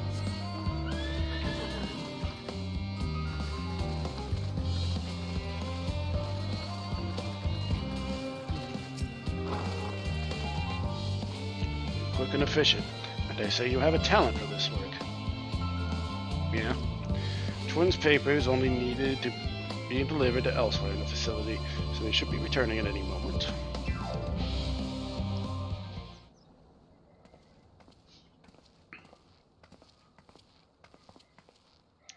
We return with not a scrap of paperwork remaining on our persons, you will note. You both have my thanks, and my apologies for sending you on an errand far below your ambitions. Why, even as a babe you struggled out of your swaddling clothes and...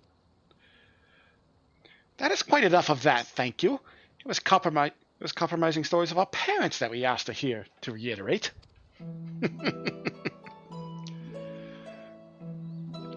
Of course. I've known your father for so long, I must have something. Well, as you know, part of why the Livia name garners much respect in Charlian is your family's storied history. You too can trace your ancestry directly to those who came aboard Nimcroft's Hope, a lineage few can claim. I've never thought much of it myself. It's not as though our forebears founded our nation. It was simply there when it happened. Nevertheless, it has traditionally been a point of pride. 'Tis why Nimcroft's pronouncement, renounce the ways of war and pursue enlightenment through knowledge and reason, has ever been our family's creed. Until your grandfather's time, Archon Louis Soir looked not to Nimcroft's words, but his deeds. He asserted, in defiance of his peers, that choosing to save the great and the small from the rising tides was the true mark of our founder's virtue. Perhaps it was his expertise, his knowledge of ancient philosophy and the fall of civilizations, that led him to conclude that to eschew conflict at every turn was to consign mankind to his doom. There will ever be conflict, and calamity will follow. Thus, to ignore the plight of those one might conceivably save is not wisdom, it is indolence. You remembered his words well. Indeed, Archon Louis Soir lived by that personal creed, and used every means at his disposal to bring succor to those in need, Charlian or no. No one loved and admired your grandfather more than his son. Yet Fortuneau could not reconcile Louis Soir's deeds with the philosophy of their forebears and his peers, a philosophy in which he believed so fervently, yet made a pariah of his father. Fortuneau agonized over this contradiction for much of his life. God's father. Son may carry his father's blood, but his choices are his own to bear. Is it not always thus? Gods know Fortuneau is a cranky old goat, so I'm sure you butt heads often enough. Yet even so, you must know that you are constantly in his thoughts, every moment of every day, and that is not an exaggeration in the slightest. You should have seen him when you were born. Barely recognizable he was, with a kind of dumbfounded grin and not seen since he first took a fancy to your mother. He was practically skipping when he told me the news. Take my word for it. He loves you to an embarrassing degree. But he's also frustratingly single-minded. Once he's decided that a given action is for the best, he will stay the course no matter who or what opposes him. Profoundly annoying habit when you're on the other end of it, as I'm sure you will agree.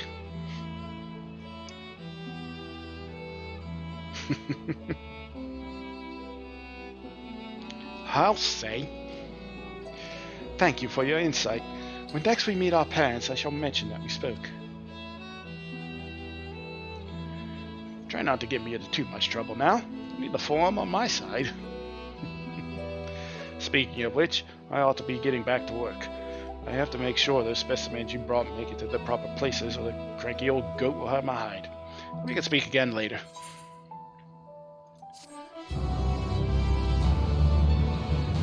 I think that's a good place to stop. Hail, you three. Graha, surely Kakal hasn't driven you out of the forge already. For better or worse, no. However, he has set me a task that requires more than my single pair of hands. And here you are. I could use at least one of you, but I won't object to more. Unfortunately, Alize and I have prior commitments, and we have delayed too long as it is. What about you, Lakis? Can you spare the time? I guess I'm up. Perfect. It shouldn't take long.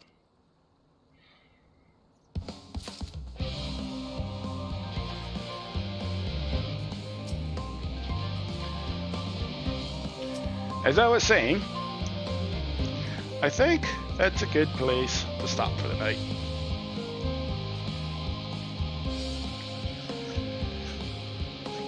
It ended on a bittersweet note with Urianger finally getting his closure.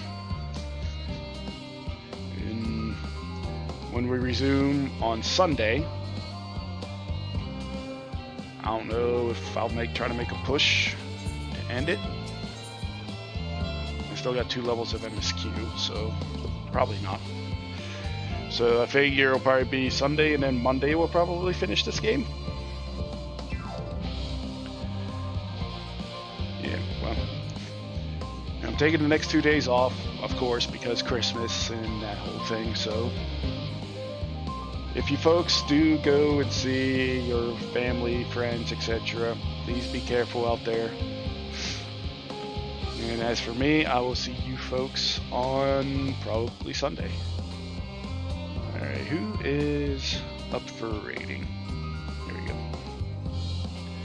And might as well send you folks over to Brit one more time.